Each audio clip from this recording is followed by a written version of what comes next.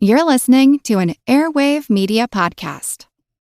Christopher Media. Let's make some noise. Hold your ears, folks. It's showtime. People pay good money to see this movie. When they go out to a theater, they want cold sodas, hot popcorn, and no monsters in the projection booth. Everyone pretend podcasting isn't boring. Turn it off. Turn it off.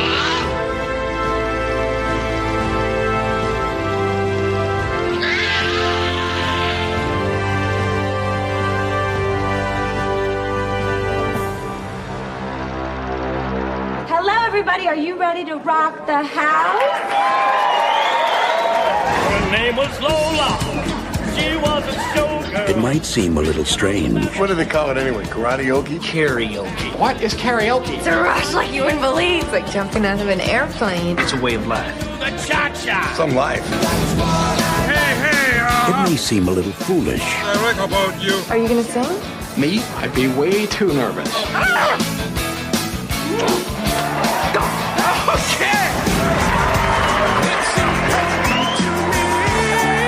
But for six complete strangers, It's a real path to the real meaning of the real truth. karaoke is going to set them free. You can enter this little contest of ours? No, the real big one is up in Omaha this Saturday. $5,000. For these two, it's about love. How old are you anyhow? Probably old enough for a lot of things. I don't want to interrupt if you two are bonding. Do you know him? Why, of course I know him. He's your father. And she'll tease you. For these two, it's about following your heart. I'm going to be the only major thing that has ever happened to you in your life. I am not an underachiever. I'm not. The sex was great. It was almost like being with a girl. Seriously. For these two, it's about living on the edge. You don't know how to drive? No, I don't know how to drive.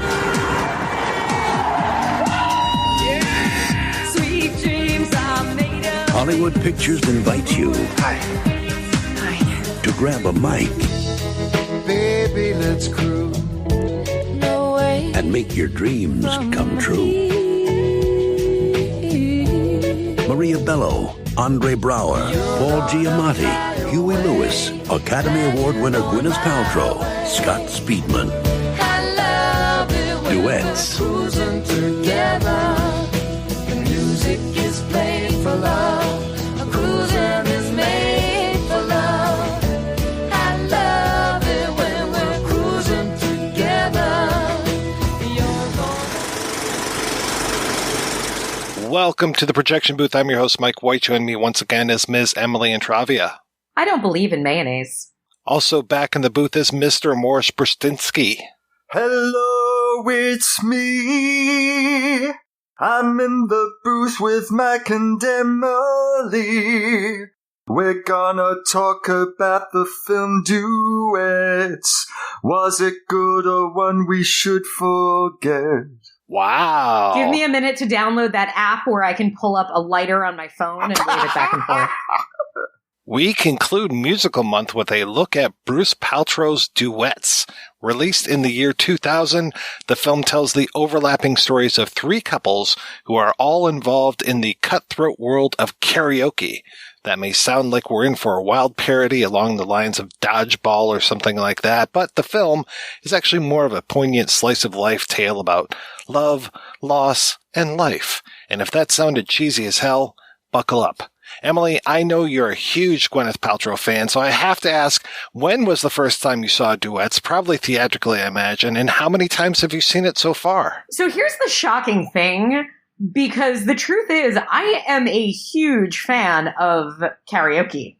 I love karaoke. I can't sing, but I am a damn good karaokeist because it's not just about singing, it's about the performance, if you will. And so had I known that Duets was really about karaoke, sometime in the past 21 years, I would have seen it.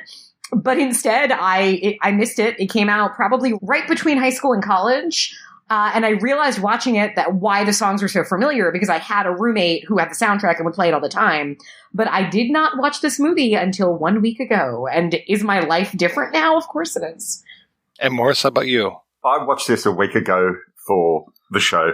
I do remember seeing at my old video library, I don't know, when would it have been, maybe 2001, 2002, they had a poster for it, and they had, or one of those cardboard cutout things. And at the time I thought, yeah, this looks like it's going to be one of those cheesy, isn't life great type of movies. And it had no indication from the poster that this is going to be as dark as it sometimes got. Yeah, I had no real interest in it at the time, so I was wondering what it was going to feel like when I watched it till now. And I will start off by saying this is no died laughing. I do have some problems with this film. I like the idea of it. And, okay, so maybe one spot I'll say, if this film had been purely about Paul Giamatti and Andre Braugher's relationship, this would have been absolutely terrific film. I think there are issues with the other two relationships in the film, but we can get to that as we go further on down. Yeah, if this had just been like Rat Race as a karaoke movie, could have been something different too. This movie has a lot to figure out about itself, is where I'm going to say. I think I saw the trailer for this and said, oh my God, that looks like shit. Maybe Andrea was watching it on TV one day and I came in and I didn't know what it was. And I saw Paul Giamatti and I'm like, okay, whatever Paul Giamatti is in, I will watch. Sometimes I won't go out of my way to watch something. Like I still haven't seen Sideways, which a lot of people tell me is good. The Illusionist, I'm like, okay, fuck yeah, Paul Giamatti's in this. I'll do that. You know, there's so many things. And then you get to like Amazing Spider-Man 2. He is the best thing in Amazing Spider-Man 2 by far. I want the movie of him. I want Rhino. I don't even need Spider-Man in it. I just want Rhino. With that crazy accent he's doing. You'll fight me? You'll fight me now? On behalf of the fine people in New York City and real rhinos everywhere, I ask you to put your mechanized paws in the air. Never! I crush so I kill you. I destroy you. You want me to come down there so you can kill me? Yes! I'll be right there. He just sounds like a hungry hippo in the movie, and I'm okay with that. But anyway, I sat down and started watching this movie having no idea what it was, and eventually figured it out. And I was like, you know what? I'm okay with this movie. So much so that I can't remember. I think we found it at like a bargain bin at Walmart or something and picked it up. And I've watched it. This is probably, when I watched it again for the show yesterday, was probably like my 8th or 9th time watching the film. I actually really dig this movie. And I wanted to know the story behind it. And thus this episode was born. You know what? This film has something in common with a peripheral film that you discussed in last week's program. The story of several people taking a road journey to compete in a competition that you ultimately sort of think, why? Blues Brothers 2000. I can kind of see that. The journey aspect of it is interesting because, again, like, this is a concept that could have gone so many different ways. And the way it goes is so odd because it is still going 3 completely different directions. And I could see why, because it's a weird one for a first watch. And I watched it twice. I watched it and then I watched it with the commentary a little bit, not quite as intensely. And I feel like it's one where every time you watch it, you might get a different movie out of it. It is strange. It is much weirder than I expected it to be. How well do you think this holds up as a Robert Altman-esque type of film? That sort of thing. The multiple stories and they all come together at the end. I'm actually a sucker for a good Robert Altman-esque film. One of my favorite Jonathan Demme movies is one that I feel doesn't get talked about nearly enough, and that's Citizens Band, aka Handle with Care. I love that, and I love the way that it's put together. I love all the actors in it. And this kind of reminds me of that insofar as like having these little stories that all converge towards the end of it. And it's always interesting finding the relationships between these. I think that Duets, for me, actually does Altman a little bit better than some Altman. I remember I really liked Shortcuts the first time I saw it. I wasn't so hot on it, maybe like the second or third time that I saw it. And then some Altmans I've just kind of stayed away from because I'm like, yeah, I don't want to see Lake Wobegon at all. I definitely am picking up that Altman vibe you're talking about. And that's where I think part of the limitations are. This is one of those movies that I watch and I think, you're right, it should have either been one of these 3 stories or 7 more stories. And it to have been more quirky, more entertaining, I guess, or focus on a story that you can actually develop in 90 minutes and get deep into. Because I agree. I think that the Paul Giamatti, Andre Braugher is by far the predominant one that you leave remembering because it's so much more dramatic. It's also the two best actors in the movie. And it makes the other two suffer much more because then they're on totally different wavelengths at times from where they were to start. And if it had been more of a kind of, 30-person cast and everybody comes in and out. And again, I'm thinking Rat Race just because I watched it recently and it's around the same time. And it had that I thought that's kind of what I was going to get of this kind of zany, even if it wasn't a wacky road movie, it's like presented as one because there is this competition we're all going to get to, which the movie occasionally thinks is important and then doesn't. And then when you get to it, the competition itself is nothing. It's kind of a MacGuffin, I guess. But yet it's not because it's then they're moving on to the next one. And I don't know. I feel like there was one more script revision worth diving back into on this one to at least decide whose movie is it? What story is it? What do we want to leave people with? Because I left this movie thinking, am I angry? Am I sad? Am I hopeful? I have no idea. Often in these films where you get like an odd couple type of pairing, although funnily enough, not the odd couple, but I was sort of thinking about films like Harold and Maude, In the Soup, The Producers, and a film that I'm forever grateful you introducing me to, Mike, The Fall, where you had two people thrown together who are vastly different, not necessarily antagonistic, but the arc is usually, by the end of the film, one or both members of the couple will have learned something about life or something about the other person and how it's gone, how things have changed after this story. And the Todd and Reggie dynamic, so the Paul Giamatti, Andre Braugher collaboration, is in a way the closest to the traditional approach out of all three relationships that we see in this film, except that in this case, Todd makes the dramatic change in his life very early on in the film before meeting Reggie. And it seems that Reggie's job is to bring him back to what he was before they met. I have a little bit of problem with that. I mean, see, I'm glad that you sent us the script because the problem that Todd goes on this rampage, his wife doesn't care about him, his kids don't care about him, corporate America sucks, he hates it. So it's almost like the relationship is, dude, I'm a professional criminal. You don't want this life. Go back to corporate America. And early in the discussion, spoiler, but I get the feeling that by the end of the film, when he gets those mileage points offered to him and he's sort of back with his wife, that option is now open.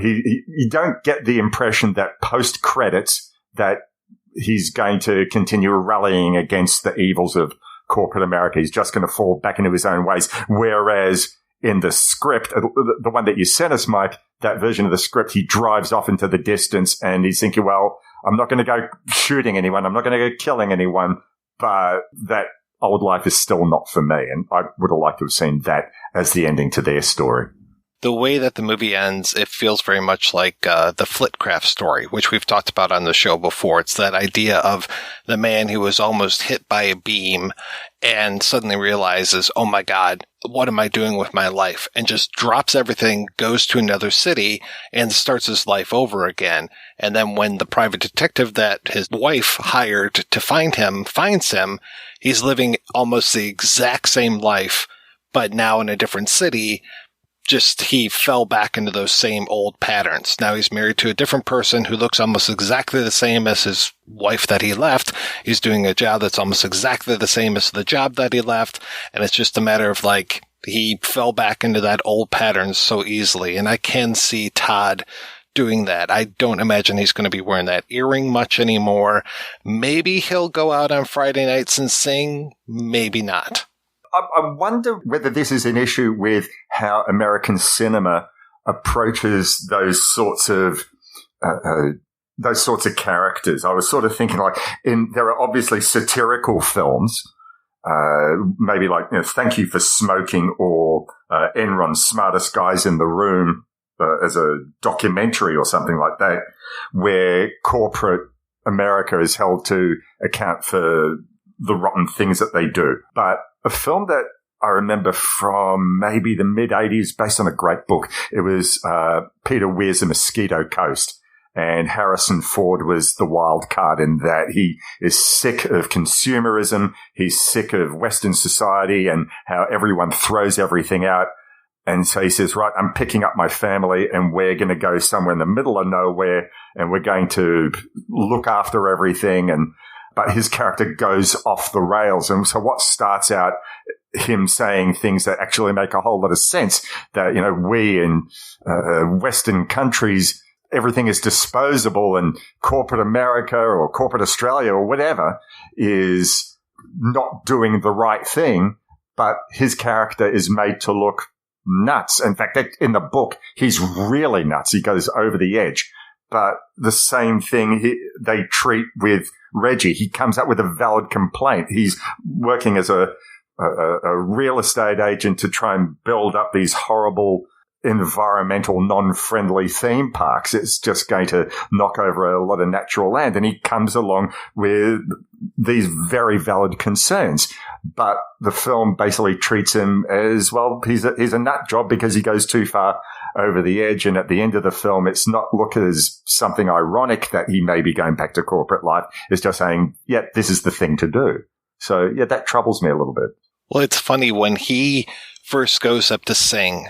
He's with Keegan Connor Tracy, and she gives him these pills, and she says they're beta blockers. And I'm just like, oh, well, they're not beta blockers. They're bennies.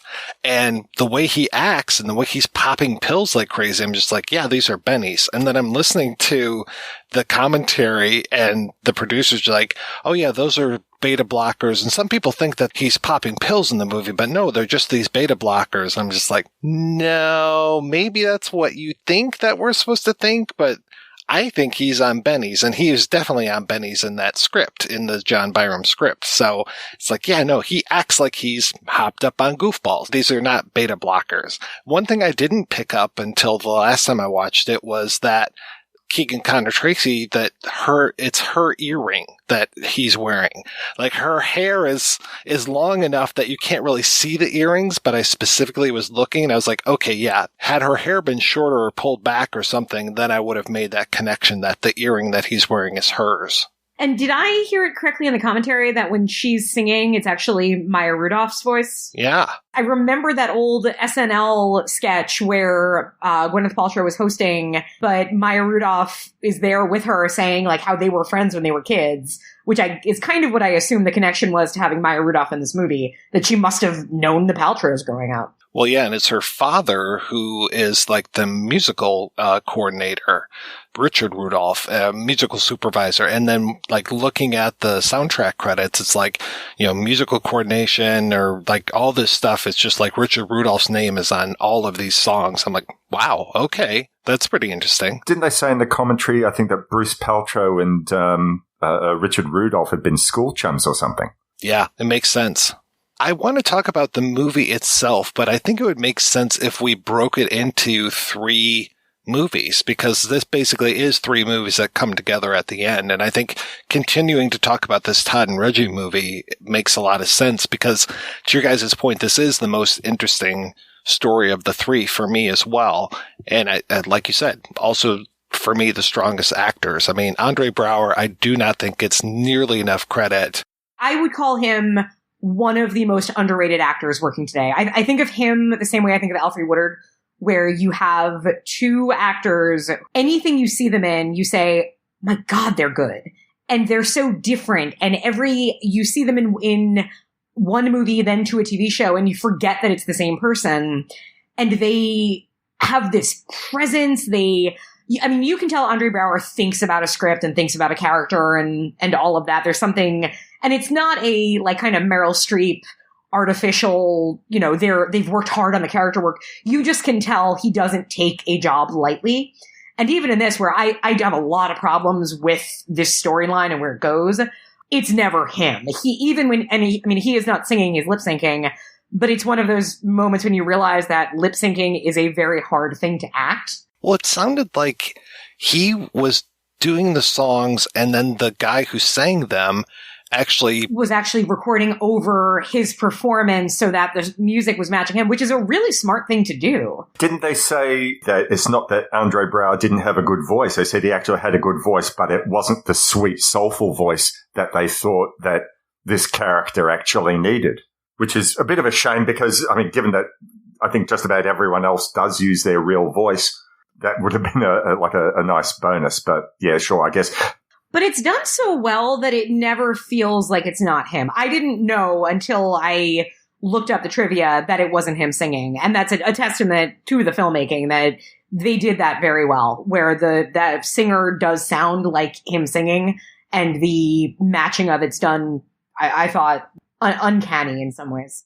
Do either of you remember a Woody Allen film from the 90s called Everyone Says I Love You? Yes, I do. Okay, so I'm just pleased to be able to say that the actors in this film can actually sing, because Alan Alda and Goldie Hawn and Julia Roberts and Tim Roth could not sing. But I mean, I think Woody Allen said, yes, of course they can't sing. The beauty of this is I want to be able to present people as naturally as possible. I think, no, man, it's a musical. People want to sing.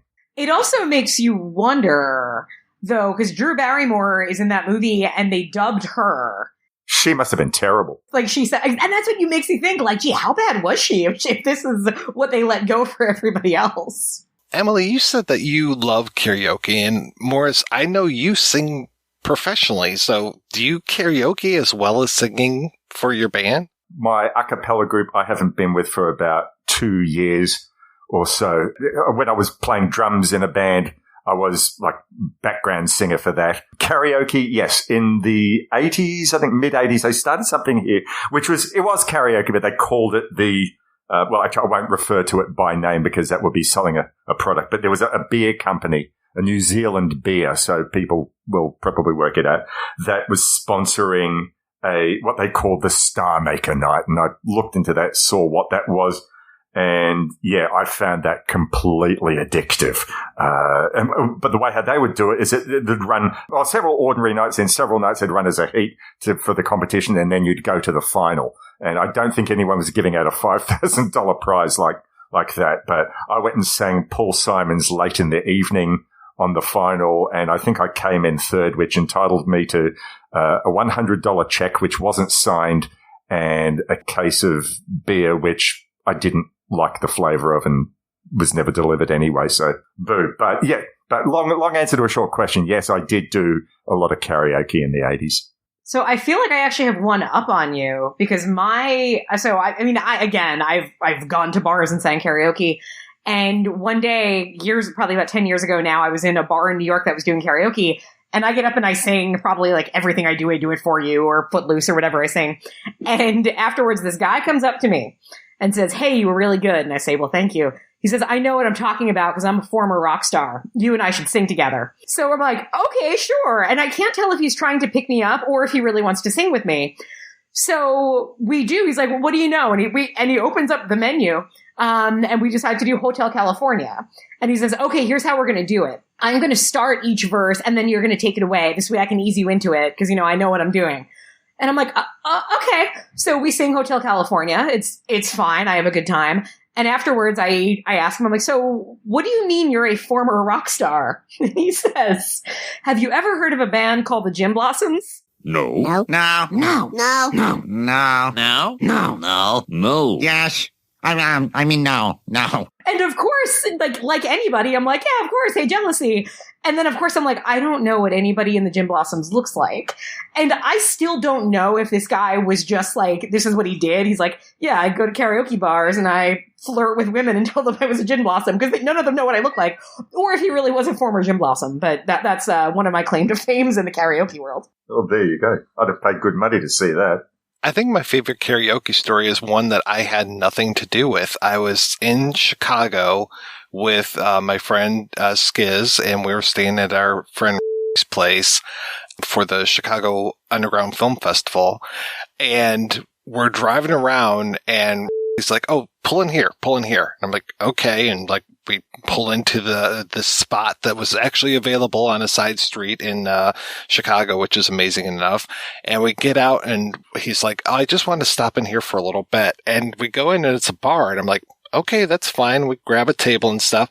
And there's somebody singing karaoke and walks up to the KJ, I guess it is. Like this movie is full of all these terms I had never heard. Yeah. Next thing you know, as soon as the song that was playing ends, gets up and they start playing Run to the Hills by Iron Maiden, and he just like does the whole song of Run to the Hills, basically does a mic drop and is like, okay, let's go.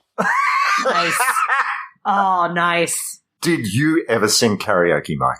I sang karaoke once actually twice, and both times have been at corporate events. One time I did, what was that, Dynamite Hack song? Woke up quick at about noon. Just thought that I had to be in Compton soon. I gotta get drunk before the day begins, before my mother starts bitching about my friends. And then I went to another one, and I will tell you, never choose Paradise by the Dashboard Light as your karaoke song. Version? It was the damn full version. No, Mike, no. And I did have a female partner with me, which was good. So she got to sing the female parts and I sang the Meatloaf's parts. But you get to that baseball section and you're dead. You're dead in the water. If you can't do it, then you have no right to do that. But that's the thing about a karaoke audience. You know, they're generally, at least in my experience back in the 80s, they're reasonably encouraging. You know, you get the visceral thrill of being able to sing in front of people no matter how good or otherwise you are. You don't have to worry about a guitar player having sex with your girlfriend or, the whole thing is it's about the visceral thrill. You don't have to worry about weeks and weeks of rehearsal. I mean, I don't know, maybe the professional karaoke people do. I find a lot of pleasure in Rock Band and being able to do the songs in Rock Band. Usually I like to play, of all things, I like to play the drums in Rock Band. But usually I'm with a friend of a friend and she plays the drums in Rock Band. So I'm just like, okay, what am I going to do? And nobody wants to be the singer. Everybody wants to play an instrument while you're playing Rock Band. So I just subject them to hours of me singing all the different styles. And, you know, especially when it comes to Guns N' Roses, man, oh man, does that shred my vocal cords. I was gonna say, don't plan any podcasts for the next day when you do that. It's been quite a few years since I've done that. So for some reason, they haven't asked me back recently. See, I lived in Korea for a year, and karaoke rooms are really popular there. So, you know, you do the thing where you can go rent your own room and it's private and fun and all that. You also, I remember there was a restaurant, it was an Indonesian restaurant that I would go to with friends, and they had karaoke and they had a stage with a drum set. And like, you know, we'd all get up there and sing. And I remember I got up there and I sang like, I go for the kind of goofy, dumb ones that I don't really need to have a good voice for, but that I can perform fun. So I think I probably did like the Rainbow Connection or something. And then after I was about to sit down and like the waiter ran over, he's like, no, we're doing it again. And he ran to the drum set and we had to sing it again because he wanted to accompany me, I guess.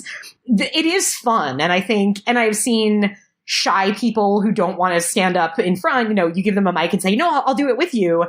And because the words are there, because I think it's because you have something, you're not looking at the audience, you can, but so often you're standing there holding something, you're holding a microphone, which makes you a little more comfortable. You're looking at a screen, so you don't have to look into the eyes of people watching you.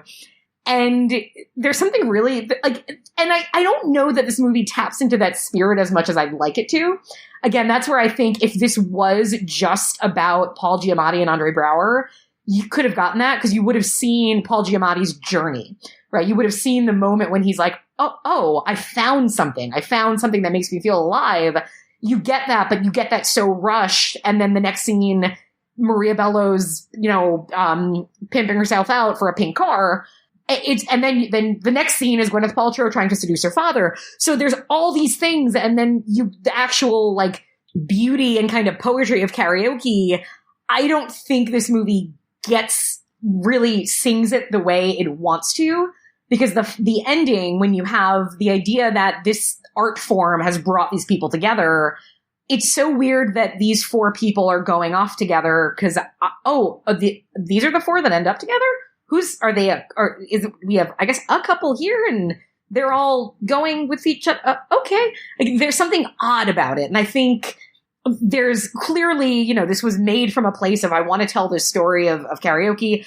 I'm guessing, Bruce Paltrow wanted to, there was enough in here that he said, I want to make this movie. I want to make it with my daughter, and I think that aspect kind of works in its own really weird way.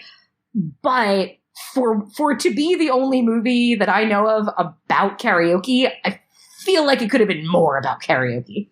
Well, this movie was so plagued with issues. I mean, this wasn't supposed to be Bruce Paltrow's movie.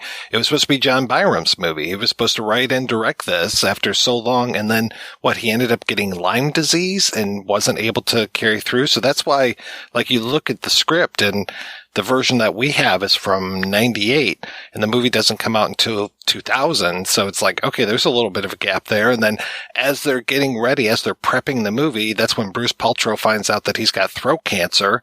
The movie schedule has to work in such a way that he can go down and get radiation treatments, and he has surgery right before the movie starts shooting. It's just oh my God, this is nuts. It's like the Poltergeist, but without the deaths. It's kind of the more mild side effects of a cursed movie. The Paltrowgeist.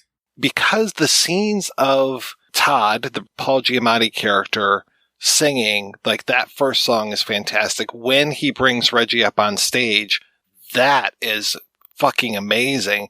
And you would think we would get at least 2 or 3 more times that they're up on stage together. Once they bond over Try a Little Tenderness, you would think that we would get a few more duets of those guys and just be wow, we can really do this. Because Reggie says, learn a trade. I have. This is it. The only skill I have is singing. And he fucking does. And yeah, and the other thing that always gets me is that at the end of the movie, when we come to this big karaoke contest, Todd doesn't sing.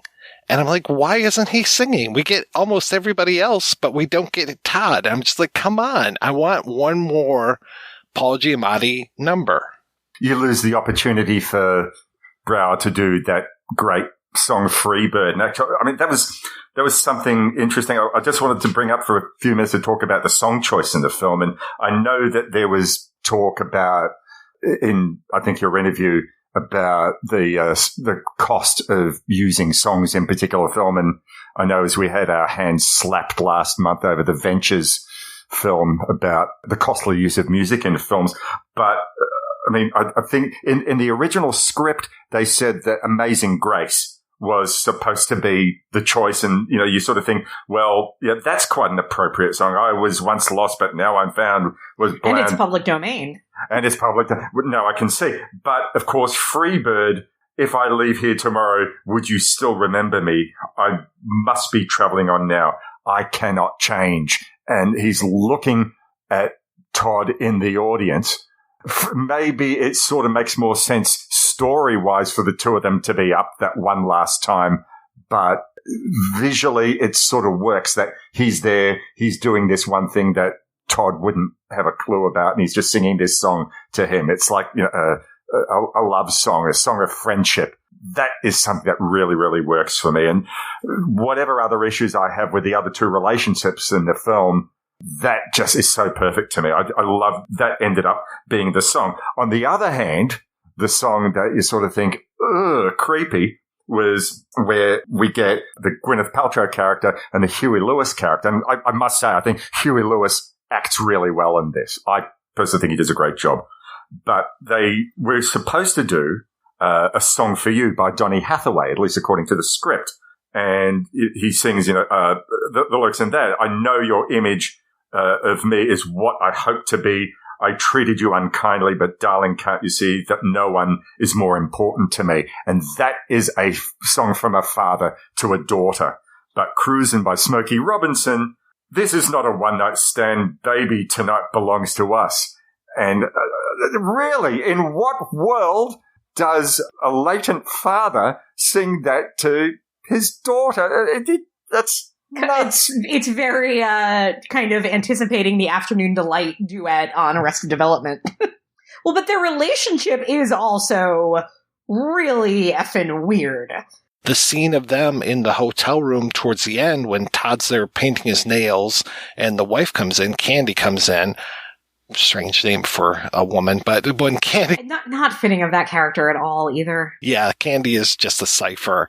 But that whole scene of them in that hotel room, Todd and Reggie, that was a reshoot. And Paltrow was talking on the commentary about how Giamatti's hair is different. He actually flew down. He was in The Iceman Cometh. Flew down for one day to do a reshoot and had to get back into that character. God love him. The guy's fantastic. Yeah, he can pull it off. Something else Paltrow says a lot in the commentary that was kind of shocking when I first heard it, but then I thought, oh, I'm actually glad to hear somebody talk about this, was there's a lot of scenes of very white, pasty Paul Giamatti and very black Andre Braugher together. And there's some night scenes, there's scenes of them in the car, and Paltrow talks about how it's really difficult to light a black man and a white man together in a scene.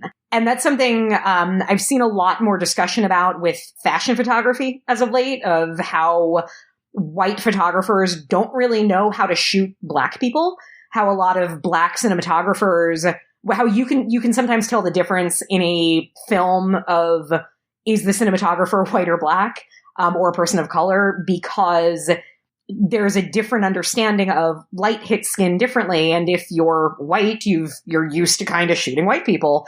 But that you have to adjust to the way light hits skin, different skin tones differently.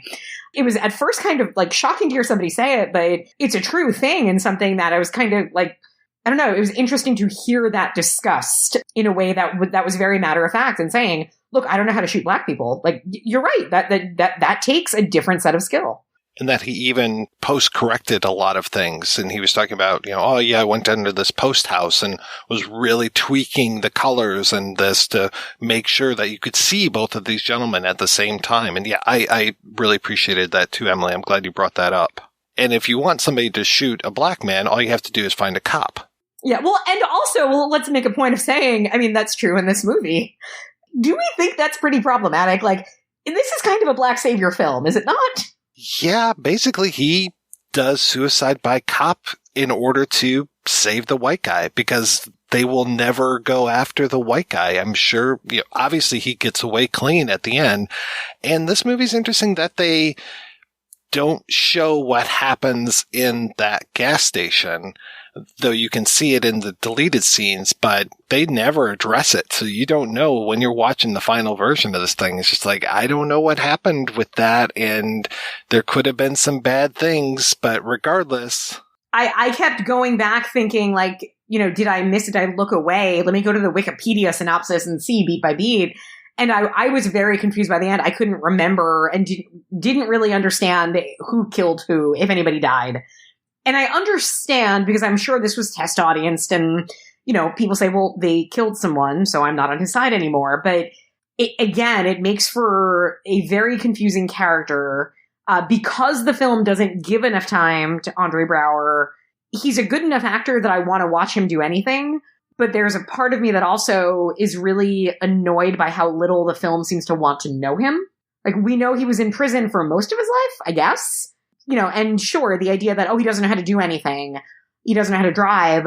But he speaks in a very educated way. He can talk to people. Like, so he's just been in jail for his entire, I don't know if I feel like there's more there and I want to know more about him. But instead, I have to cut away to Scott Speedman, which I really don't need.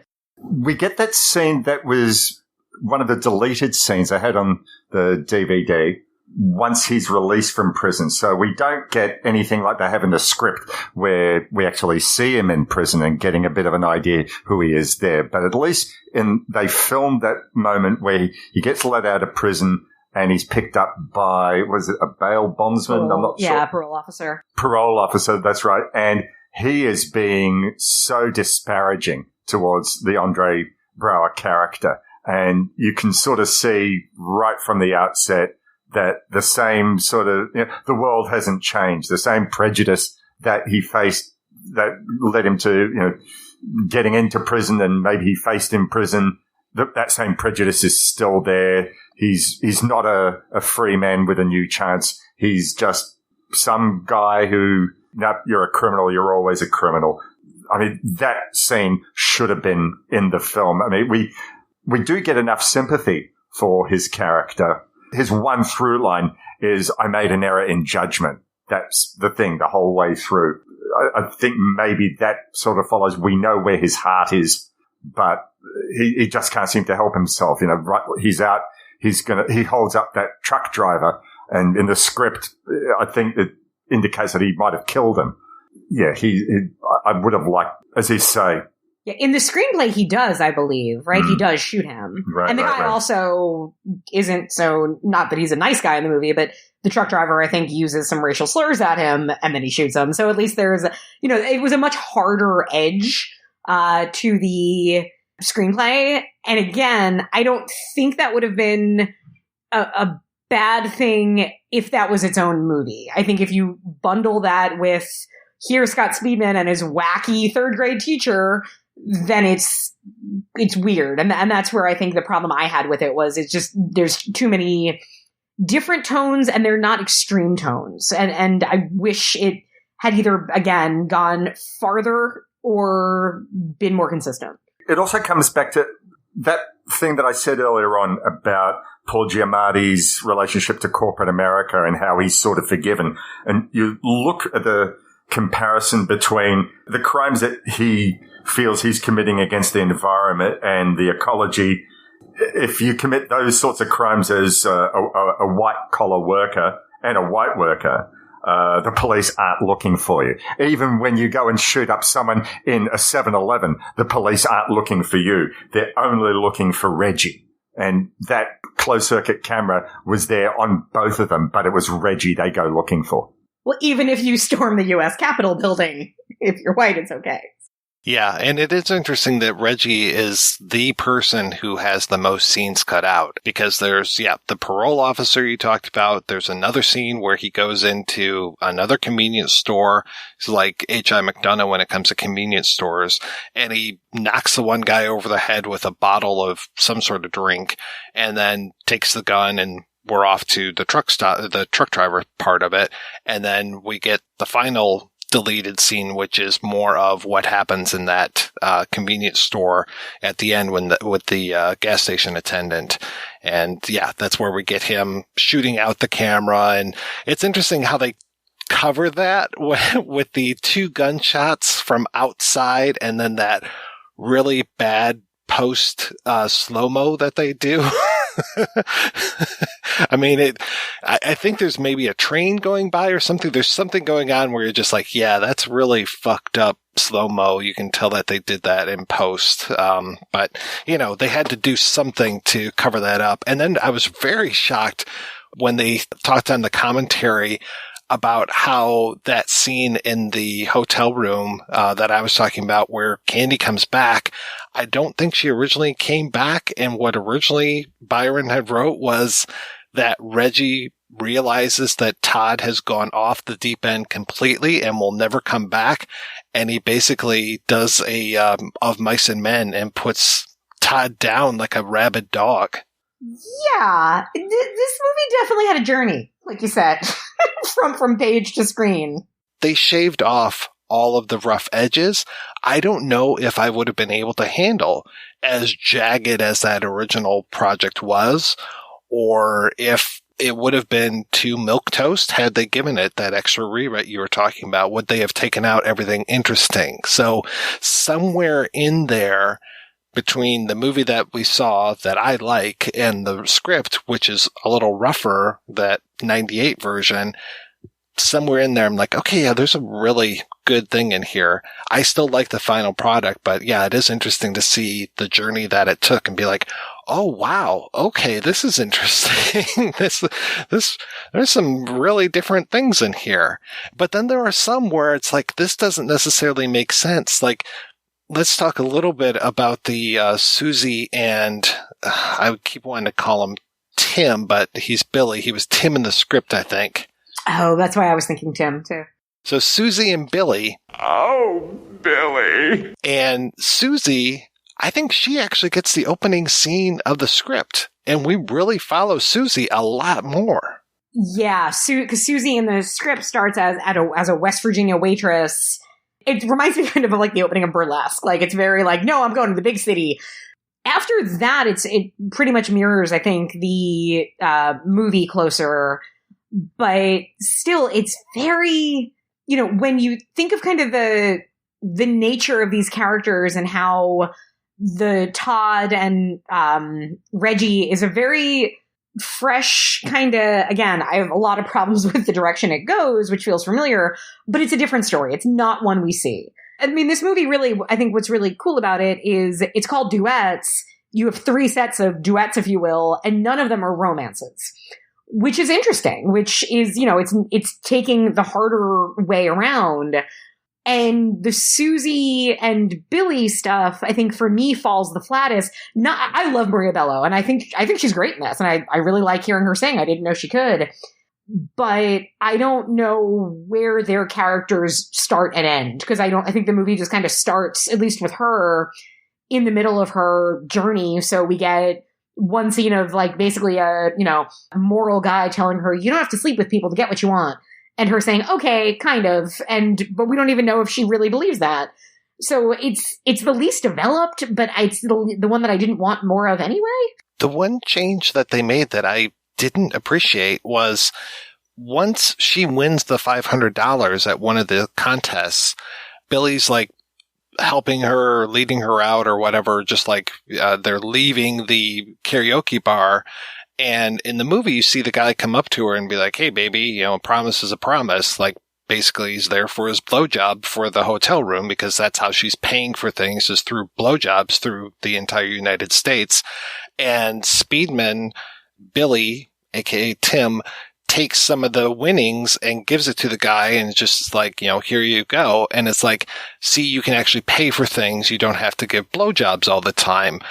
Again, that's a little condescending, but it's a little better than him just pushing the guy away and being that savior, and also breaking the promise that she made to the guy. This guy is owed a blowjob. Yeah, this was a deal. I mean, that again is just, it's so underdeveloped. And when I read Byrum's screenplay, I don't really want him developing more, quite frankly.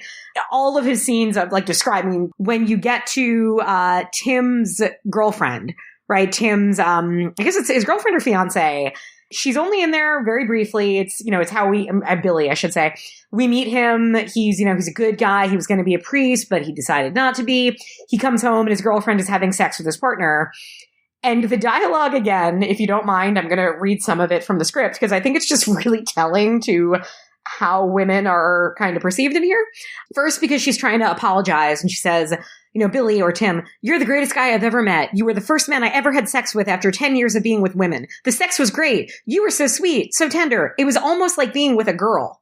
And then when he hasn't forgiven her, she says, don't start the cheerleader act, okay? I'm sick of it. I'm a nympho, lesbo, junkie, alcoholic slut that you found in the gutter and tried to put wings on. Just no, don't write women. That's the only way that men can treat women. Either we respect them and try to put wings on them, or we treat them like trash. And she liked Ralph because he treated her like trash. Of course, yeah. That's how we roll generally. And she just gives mixed signals. So it's frustrating because it doesn't. I mean, what does Tim or Billy? What does Billy Tim learn in this movie? I don't know. He drives his cab across country and decides he's just going to go to karaoke bars and not sing because he doesn't sing. He is the most boring character in this whole thing. And I honestly forgot that he was even in this movie when I was... Because he doesn't need to be. And they try to kind of shoehorn a romance in towards the end of him and Gwyneth Paltrow. And that's another whole beast in this story, is that originally it was supposed to be Brad Pitt.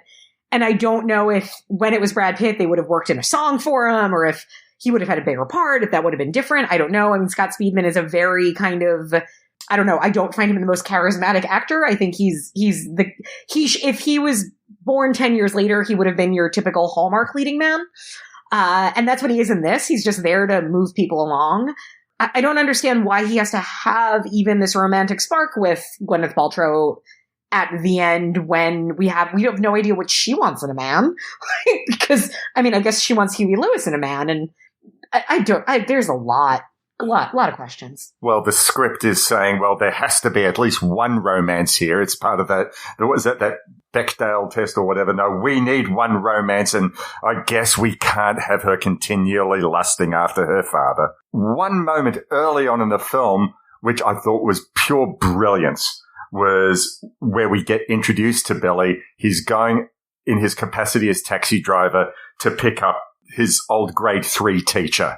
She's been caught, what was it, shoplifting chicken or something like that. She had a turkey and 2 pairs of nylon stuffed down her crotch. I'm sorry, I didn't get the details right. She gives him grief, saying, I always knew what an underachiever you were as an 8-year-old. And their dialogue back and forth, that was absolutely brilliant. And I was sort of hoping that the film was going to end up that they went on the road and she was like an Ethel Merman type of belter. And I would take it. And she would be singing songs from Gypsy or something like that. Everything's coming up roses, or the Broadway equivalent of a karaoke night. I was just so disappointed. Oh, that's not the relationship. It comes and goes with that one scene. And I think that would have been a far more interesting relationship. So with the banter, I mean, maybe the storyline wouldn't have been any better, but I think that the dialogue, the potential for dialogue in those scenes would have been absolutely fantastic. And if you look at the lineage of his relationship with women, it comes back to, I think, what you were saying before, Emily, about the 2 types of women that are going to be in film. They're either going to be the savior or they're going to be in the gutter. And you look at the relationships, there's his grade 3 teacher, there's his girlfriend who cheats on him, there's Susie who's overcompensating her attitude because of her own low confidence, but he has that spark with Liv, who's going to be his angelic savior at the end. So I just thought that was a very deliberate byline in this script. It would have been too weird having this moment where his character, because he's a cab driver, he owns half a cab, and he's given $10. Like, he is the only person that takes the small paying gigs to take people home from the jailhouse, from the police station to their homes, and it's a $10 flat fee. And it would have been too weird having him trying to give his 3rd grade teacher, and she eventually takes the $10. And then right around that time would have been the parole officer driving Reggie home and him trying to give Reggie $25 and just him like, I don't need the state to pay for anything for me. But it would have been either a weird parallel or a good parallel. Yeah, because the idea that he's the only one that does it, well, because like there's something there to his character where he is a good guy, right? Where he was going to be a priest. And I'm not saying all priests are good guys, but you become a priest typically because you want to help people. That's a good character thing to have and an interesting note to play, but it doesn't do anything with him because it just makes him judgmental of Maria Bello. And you're right, like there was an opportunity right there for him to drive by Andre Braugher as Andre Braugher was throwing in the $25 back at the parole officer. But the movie just doesn't make that connection. One note about Marion Seldes, I was so happy to see her in this. When I was in college, she taught at the college I went to. She taught at Fordham in the theater department. I wasn't an actor there, but I was in the theater department, so she would come to shows. She would come to student shows, like student-produced shows and student-written shows. And it was like that. I always think of like the kind of like Peter O'Toole in Troy moment of this mediocre, not great movie, and then all of a sudden this actor comes in and everything stops. And you just listen to him speak because he has this weight. And that was her, like, she, very, very friendly. Everybody loved her. And when she spoke to you, you just, like, your whole body had chills. And you, like, she gave me a compliment. And I still think about that. So I'm like, oh my God, Marion Seldes, respect is something I did. Just because she had that aura about her of this is an actor. And so it's fun to see her in this. And yeah, I would have easily taken, have her steal Scott Speedman's cab and have her and Maria Bello on the road. That's the movie I want. Apparently that whole thing with the cab was something that Byron had actually picked up his 3rd grade teacher and she was berating him. Oh my I totally believe that. I listened to that interview. I believe that. He should have expanded on that. I confess I don't really know anything about Marianne Seldes. This is the first thing I've seen that I can recall her being in, but I got a vibe of her being like Nancy Marchand, who played Lydia Soprano, and also, I think, Frasier's mother in a couple of episodes of Cheers. Yeah, I was drawn to her as a character. Yeah, she did a lot of stage work. That was what she was primarily known for. I like Maria Bello, too. I was very impressed with her singing. I had no idea that she could carry a tune as well as she does. I think she's fantastic. There's one song that she sings that I have never heard before in my entire life, and it's like the only song in the movie where I'm like, okay, I have no connection, and I almost start to check out because I don't know the song. Every other song that she sings, I'm like, okay, great, this is cool, but there's that one song where I'm just like, what is this thing? That was the Bonnie Raitt song? Is that right? Yeah. It's a Bonnie Raitt song. I Can't Make You Love Me. Oh, yeah. Yeah, I've never heard it before in my life. You've never heard that song? Wow. I mean, I feel like it's a very different version of it, that it is a slowed down version, which kind of doesn't make sense for karaoke, where you're supposed to be singing what they have. I'm surprised. I'm not a music person, and now I'm impressed with myself because I know a song you don't know.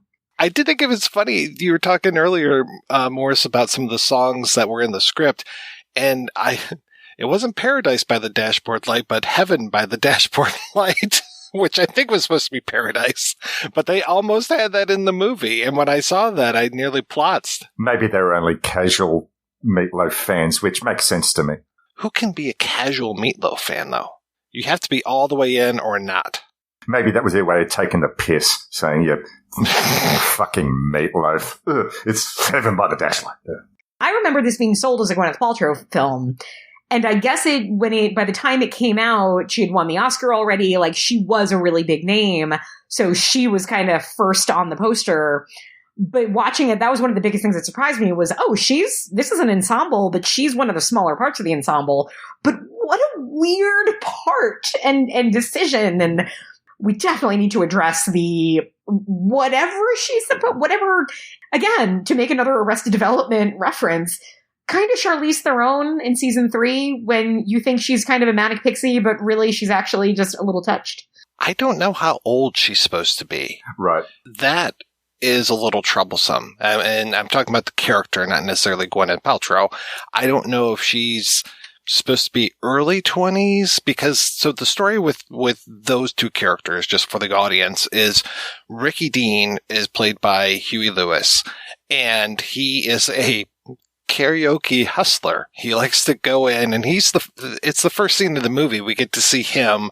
We get to see Lachlan Monroe, who I mostly know. I think he was on Charmed for a lot of years. And he's this guy, Ronnie Jackson. He's got this super sparkly jacket, and basically he is the jacket. There's nothing really behind him. And he works at the mill during the day or whatever, and he karaoke's at night, and he's a big deal to all these local yokels. And Ricky Dean shows up, and he's got his nerdy glasses on. He's basically reprising the role that he played in Back to the Future. I'm afraid you're just too darn loud. And he's just like, oh, what do you guys call it? Karaoke? And he's just acting up a storm here as far as like what a lame thing karaoke is. And they end up making a bet. And then he goes up on stage, whips off the glasses, and starts singing Joe Cocker. And it just blows everybody out of the fucking water. So I guess who judges that contest that he wins the bet? But obviously they know he's the better singer. He goes through his life. He gets a call that night when he's fucking this woman that he picked up at karaoke, and finds out that his former wife, or just a woman that he fucked? I just thought it was a woman he fucked. Okay, so a woman that he fucked, that she's dead, and he ends up going to the funeral, which seems kind of out of character for him, but apparently had some sort of relationship with her, knew her well enough that he knew the daughter that he hid by her, and sent her presents up until she was 12, it sounds like. Yeah, which, let me read you the description from the screenplay of Gwyneth Paltrow's character, who we meet when he goes to this funeral, and there's a beautiful blonde standing over the corpse of his dead girlfriend, whatever it was. In the screenplay, here's how she's described. Stunning, sexually provocative young woman, the most sexually provocative young woman he has ever seen in his life. She's 19, tall, body perfect, hair a wild blonde mane above crazy blue eyes. She wears a tiny silver miniskirt and a little pink sweater that separates her perfect navel from her luscious breasts. I don't know if you know this, but a man wrote the screenplay. No shit. Yes. And then after he actually talks to her, another line of stage direction, if you will, in the movie, the stunning sex toy suddenly looks like a frightened little girl. Tell him about how she ends up sitting on his lap and talks about his erection that he gets. Oh, gosh, yeah. Yeah, there's a lot going on here. And again, the fact that it's Bruce Paltrow, which I totally understand. If my dad was a director and a producer, of course I'd want to work with him at some point. And of course, if I'm Bruce Paltrow, I want to direct my daughter at some point. It is hard to look at that and not say, okay, so this is the movie you guys decided to do together. A movie that has a lot of Oedipal things going on here. Or rather, I guess Electra, if you want to be gender correct. What about the Argento family? Very Asia, is what you're saying? Correct. They tone that stuff way down for the movie that we see. And yet still... It's still there. Totally. You can still feel it, yeah. They're definitely flirting. She doesn't comment on the hard-on that he has. She doesn't sit on his lap. But there's that strangeness, and they still get adjoining rooms at the hotel, though in this version, he doesn't know that she has followed him and has gotten this adjoining room. It's interesting, that scene of when they confront each other in the hotel, when she knocks on the door and says, hey, I've got this room next door and all this. Apparently, Paltrow was not happy with that scene, and he was just like, I really wish we could have filmed that again. I would have liked to have gone back to that. And it was interesting to hear all of the times where he wasn't happy with stuff, and also when he did a lot of reshoots. You know, the other thing I just thought of that was in the script that wasn't in the movie is when Ricky Dean tries his act the second time, tries to do his whole hustler act. Yeah, he oversteps and like really tries too hard. And also a hustler at karaoke and have your own CD. Come on. No, dude, no. Well, in the script, they realize in the movie that he's taking them for a ride.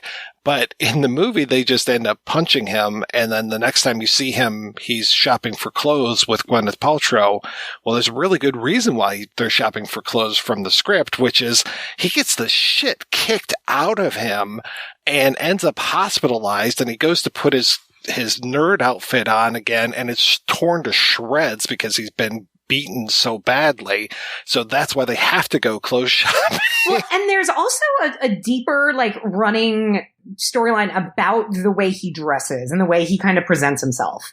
That his nerd look is, like, literally nerd look in the script, where he takes effort to put this kind of facade on, presumably, I guess, just so that he can hustle, but also that, like, it's his armor. And I feel like the screenplay was trying to kind of dig into that of, you know, that this man that kind of keeps himself protected because why does he do this? Like, he's a good singer to where he could make a living singing in some capacity, but he chooses to kind of be more of a, like, nomadic grifter when it comes to it. And there's I think, I don't know, as much as I like his performance a lot in the movie, I do agree. I think Huey Lewis can act, and I love hearing him sing, even when he's singing sexy songs with his screen daughter. But I don't know that I get his, again, where he starts at A and he goes to A-. Like, where does he go in terms of his character? I don't know that there's any real growth. He's still traveling around singing. He's just now doing it in a car with 3 other people. And we should probably talk that this is not just basically 3 mini movies that are mashed together, because not only are these stories about these 2 characters per film, but then, to your point, it's a road movie for each one of these. And I never really paid attention to the screen direction, because that's usually something that I really pay attention to in movies where it's, and I know because I'm a nerd, the whole idea of, okay, if you're shooting someone traveling from the East Coast to the West Coast, how do you shoot them? Right. How many days does this movie take place over? I could say 2, or I could say a month, and I would bet even on both of them. I don't know where they start and I don't know where they finish. Like sometimes I'll hear like, oh, you're going to Nevada for this. Okay, well, I think I know where Nevada is. And you said like Maria Bello's from West Virginia, but we don't start in West Virginia. I think we start in Cincinnati. But I don't really pick up, like, I guess Cincinnati Police Department maybe is what we see, but I don't need a map. Well, I could have used some more traveling by map. I think that might have been helpful. Something to tell me. Like I said, I'm a nerd, so I'm always like, okay, if you're going from the East Coast to the West Coast in a movie, usually you shoot the car going from screen right to screen left. I don't know how you do north to south that well or south to north. You know, I'll have to go back and watch Midnight Cowboy and see which way Joe Buck and Rizzo are going. But it was weird to me as far as, and apparently they paid attention to that. You hear them talk about that in the audio commentary, but I'm just like, I have no idea where these people are, where they're at, how far they've traveled. And to your point, how many days this is taking. How long has Todd been out getting a pack of cigarettes? That moment where Andre Braugher's character calls up Paul Giamatti's wife. She's sitting there in bed like nothing's happened. Oh, I guess he's still out for cigarettes. And then she gets in her car and she's there while they're still there. Like, how long does it take her to drive there? I don't know your geography. I can't tell. Yeah, well, neither can the movie, so don't feel bad. And I just have to kick something while it's down. No wonder TWA went out of business, that they're cashing in all of those travel miles for Todd at the end of the movie. Holiday Inn knew better. We're talking about, like, how much do you stay with these characters? And I will admit, if that scene of them shooting the guy in the convenience store was in the movie, I don't know if I would have been able to stay with Todd and Reggie and been able to pull for these guys, because they are the guys that you pull for the most while you're watching it. I don't know if I would have been able to do that. It's already... They're not good people. Like, nobody in this movie is a good person. I guess Billy is supposed to be. It's already asking me a lot to continue to like Todd after he's shooting in the hotel lobby and shoots the fax machine and stuff. And it's just like... It's very, like, especially today when you watch it and you think very, oh, it's that white man entitlement. This is falling down. It's all those things that have aged for me really poorly. Yeah, because this guy's just trying to do his job, and sorry the promotion ended. And the guy's not too snotty. You know, it's not like... You know, because sometimes service people are just super snotty when they don't need to be. And it's like, what are you doing? Like, there's one guy's like, oh, you didn't read about that today. You know, that was yesterday that it ended. I don't think that's the guy he pulls the gun on.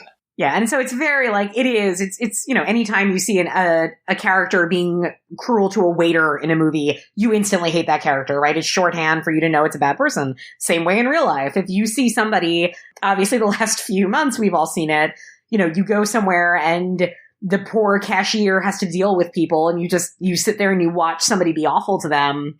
It's not a good look. It's not a sympathetic look. And it's another just weird thing that does, I think, really hurt this movie.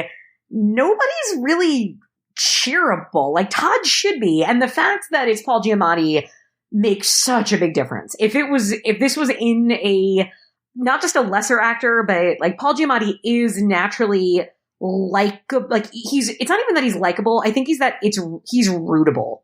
You want him to succeed because you feel like he's so good at playing a sad sack that we're so used to that. So I feel like I naturally always feel like he's gotten a bad hand in life, and I want to support him, or his character rather. And so in this, like, that works for a while. You know, the introductory scene of him not realizing what city he's in, because he's been traveling for work so much that he didn't realize he was on a completely different coast. That's funny, and that immediately kind of puts you into like, oh man, this poor guy. But he's an asshole, and he becomes a murderer, maybe, depending on how you interpret the actions of the movie. Or is he just someone who made an error in judgment? Oh, there you go. All right, we're going to take a break and we're going to play a pair of interviews. First up, we'll hear from the writer of Duets, John Byrum. After that, we'll hear from producer Kevin Jones, and we'll be back with both of those right after these brief messages. This is an American Red Cross blood donation alert. We are currently facing a severe blood shortage during this coronavirus outbreak. Healthy blood and platelet donors are asked to make an appointment to give now. Donating blood is safe and can help save lives. Cancer patients, accident victims, and so many others continue to need life-saving transfusions. So please schedule your appointment now by visiting redcrossblood.org or calling 1-800-RED-CROSS. You can make a difference. The new streaming service, Film Movement Plus, opens up a world of award-winning entertainment, including some of the best films from around the globe. Among the hundreds of titles waiting for you to discover are some of the best films from 2020, including The Wild Goose Lake, Zombie Child, and more. Available on Roku, Apple TV, and Amazon Fire, as well as streaming online and on mobile, Film Movement Plus is priced at $5.99 a month. But as a listener of the Projection Booth, Film Movement Plus will give you a 30-day free trial plus the next 3 months at 50% off when you use the promo code PROJECTION. Sign up today at filmmovementplus.com. And for one lucky listener every week this month, January 2020, I am giving away a full year's membership to Film Movement Plus. Be sure to follow us on Twitter at ProBoothCast.com for more information on how you can get this great prize.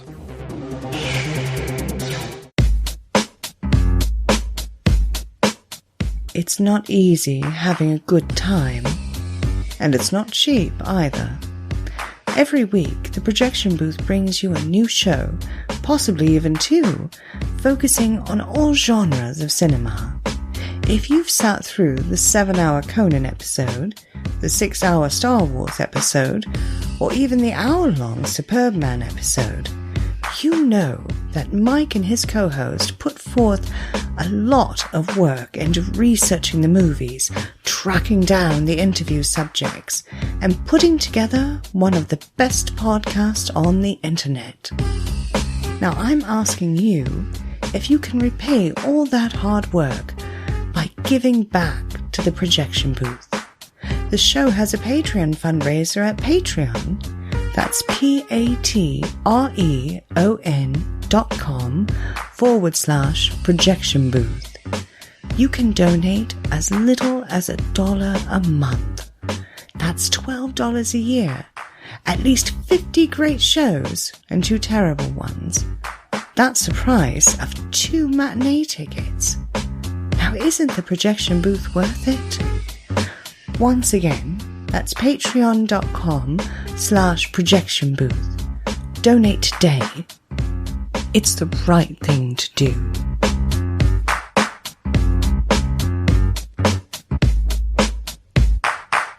I'm Chris Cooling from Forgotten TV, and you're listening to The Projection Booth, the ultimate movie podcast.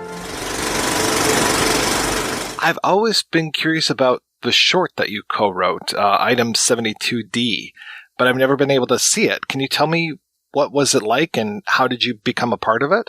Have you ever heard of Haig P. Manoogian? Well, he ran the film department at NYU. It was just a class with him.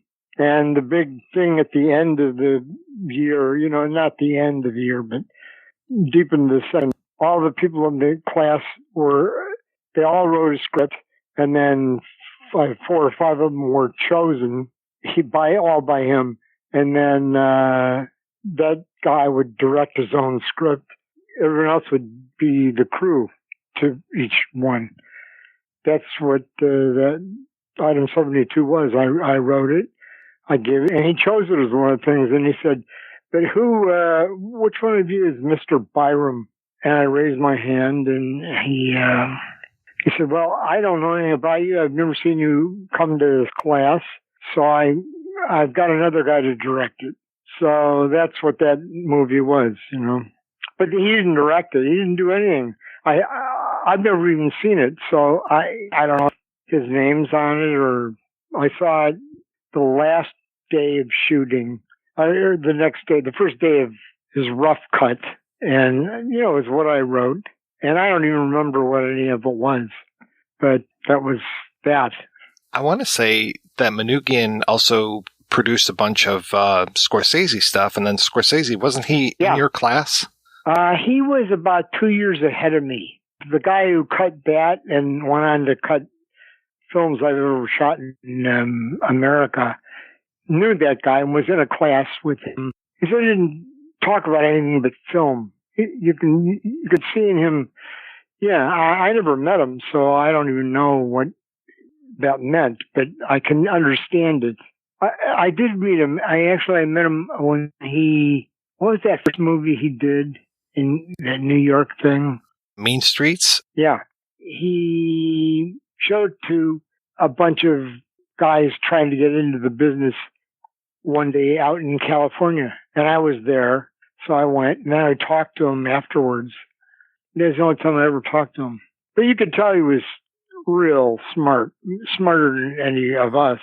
How did you go from that to writing inserts? I was a cab driver in New York before I got really into the business, you know. And one night I was driving a cab, a guy in the back. We started talking, and he said, well, I want to direct my first movie because I have a bunch of, I can't remember what they were called, but, you know, this is in New York in the very early 70s. So it was a pretty low rent town in the movie business, definitely. It was, well, you're the scholar. You probably remember all this and all the people. But I can't remember the guy's name. But I said, well, I'm writing a script. And he said, oh, I'd like to see it. I need a script. I've got about a $50,000 budget. So I need a really, you know, I'm thinking, and I got a friend who has an apartment with a big room in it. So is your script about anything that could be done that way? And I said, sure. And I went home and wrote it in a couple of days. And I sent it to him. And he said, I can't really shoot anything like that. And it would turn out it was inserts. So that was how it began and what its first mistake was. So I went out to L.A. I said, you know, you've got to go live in L.A. if you want to be in the film business, to myself. So I went out there and I used that to, you know, I'd try to get a meeting with somebody and that's what I would give them to read. It was sort of like my first script. And it was a couple of years later when I started doing a lot of work. And one day I was in Rome on this movie, Mahogany. The phone rang and it was Clive Parsons and Davina Belling, the two people who had put up development money for Harry and Walter, for example. They said, whatever happened to that inserts thing? Because we want to get into the business. We want to produce a movie. And maybe we could do that because it seems pretty coverable. And I said, yeah, it's all in one room. And yeah, I said, perfect. I said, okay, if you can get it made, I'd love to do it. I have to direct it though. And he went, okay. So I went around and do a couple of studios with this script. He was a pretty, in terms of work, he's pretty good at that, you know. And every time he'd go and say, well, we can do it for $50,000. And they go, no, it's not going to ever get released. We need it to be bigger and bolder. And so the next studio he'd give it to, he'd just double the budget.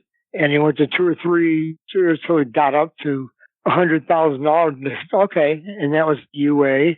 And that's how the film got financed through lies, you know. Clive just made up lies. I'm sure a lot of things get made that version. But anyway, next thing I knew, I was in England making my first movie. Why England? Why was it shot there? I don't know. I guess because they lived in England. They want to work in England. So that's why we were in England, which was really great because I met a lot of different people that I would work with as my career developed. Did you have troubles with the content of the film? Was it censored when it came out? Well, yeah. As a matter of fact, when we finally cut together and we showed it to the UA guys, and they said, "Can you make it any raunchier and dirtier? Because that's what's going to be making money this year." And I said, "No, it's what it is." And then when it opened, it got X-rated. The theaters, X-rated theaters, there weren't that many of them, so that's why no one ever saw that movie, because, it was down to maybe 3 or 4 showings of it. You had to have an X-rated theater. I'm very curious about your experience on Mahogany, because I know that Berry Gordy was involved in it quite heavily, and I've heard a lot of horror stories about working with him. Yeah, I thought he was a good guy. I liked him. Well, maybe that means I'm a horrible guy, too. But he was really interesting. I mean, what he accomplished in his life is kind of interesting. I mean, have you ever studied much about him? I live here in Motown, so he's definitly a huge presence. Right, that's right. Plus, it was Motown stuff. But I really did it because I got a phone call one night when I lived in this shabby little apartment in L.A. when I was trying to develop a name. And the phone rang, and it's a guy. He says, "Well, this is Tony Richardson. I'd love to talk to you about doing a movie." And I didn't know who Tony Richardson was. And then he said I did. What was that fucking made him put him on the map? Tom Jones. Anyway, that put him back on the map, and he got all kinds of offers. And somebody offered. I can't remember how he got involved with Motown, because they were a weird pair. He cast it. He hired all of the guys that were going to make it, and he directed it from, I'd say, the first half. And then Berry Gordy fired him because he wanted to be a director, is really what it was. And he developed the part we shot in Rome, and an English guy directed the part we shot in Chicago. So once again, that's a weird. Some movies are made, Getting out from behind the scenes it's a good thing, but it can be a bad thing for a guy like you and a guy like me in those days. Yeah, because the reality of it, what you've been doing long enough to know that everything got made for all kinds of wrong reasons. That's how I knew about Motown. But he was a really interesting guy. Little kind of funny guy, told a lot of jokes. He'd made millions of dollars through records. And he said, I think I'll direct a movie. I'll direct Diana's next movie. And that's how he put it all together, But to hire Tony Richardson, who was a real egghead kind of guy in English, it just was a weird guys to get behind the thing and get it up and running. What was it like working on Harry and Walter Go to New York? I was actually in Rome with Motown when it began to come together. And so by the time I got back to L.A., I never was on the set. I never went to any meeting about anything. Mark Rydell, who they hired as the director, fired me my third day and hired his good friend. Well, this is a thing that happens all the time out there. Hired this guy whose name I can't remember, but it's you look it up on your computer, you'll see the name. He hired him to rewrite it. Was that Robert Kaufman? Yeah, right. Who I never met. So I met Gould once or twice when that movie was coming together. Just to meet. You're going to work with this guy and meet each other. It went nowhere. But I learned so much without ever being on the set of my first movie. I knew so much about. I learned so much about how the business worked. All the backstage bullshit, and, it was fascinating, really. And Rydell was a really loquacious, interesting guy. In the end, he just knew for his first 2 days of knowing me, this kid's gonna be fired. Now I gotta get the guy who does all my movies or my last movie or something. I can't remember how you, but that happens a lot too. It's more than most people how difficult the putting a movie together and actually making it and having it released is not. It's not a real exciting experience. Yeah, it's very tedious, from what I understand. Yeah. Well, there's all of that too. I don't know, but you were drawn into it for some reason. The money comes and goes. If you're using your head, it's kind of weird. You're credited as a lyricist on a song for Cutter's Way. How did that happen? Jack Nietzsche was a really old friend of mine. When I was out there, I met him, and we just hit it off. And he has wound up.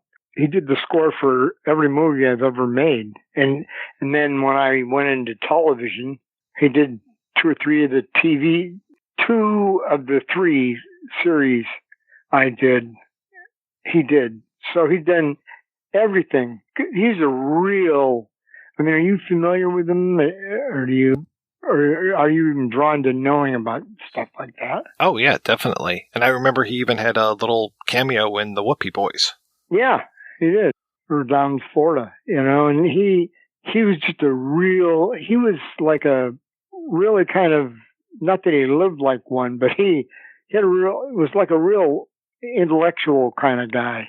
He was always writing music in his head, He just always, he in his house, he had set up all this equipment to write scores. And that's all he ever did. At 4 a.m, it was fascinating. It was great. And then, he died. So, but he was really a good guy. You know how you meet where you are. You probably meet guys that turn out to be lifelong friends, and you can't really think of that wasn't in either of your minds when you met, And how many people would you had that with? It's another reason to not hang out in the movie business. He called me up one night about 3 a.m. and he said, I've got a couple scenes in this movie, and I needed someone to write lyrics for the score for the song that we're going to play. And I went, oh, okay. Will you do it? Yeah, okay. So I did it. That's how I walked into that, And then, it was actually a pretty good song, but he decided to sing it himself. So that was the end of that.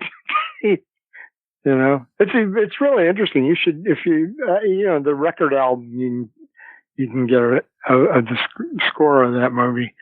That song, all of a sudden, all the music kind of turns into, and then I pulled the gun.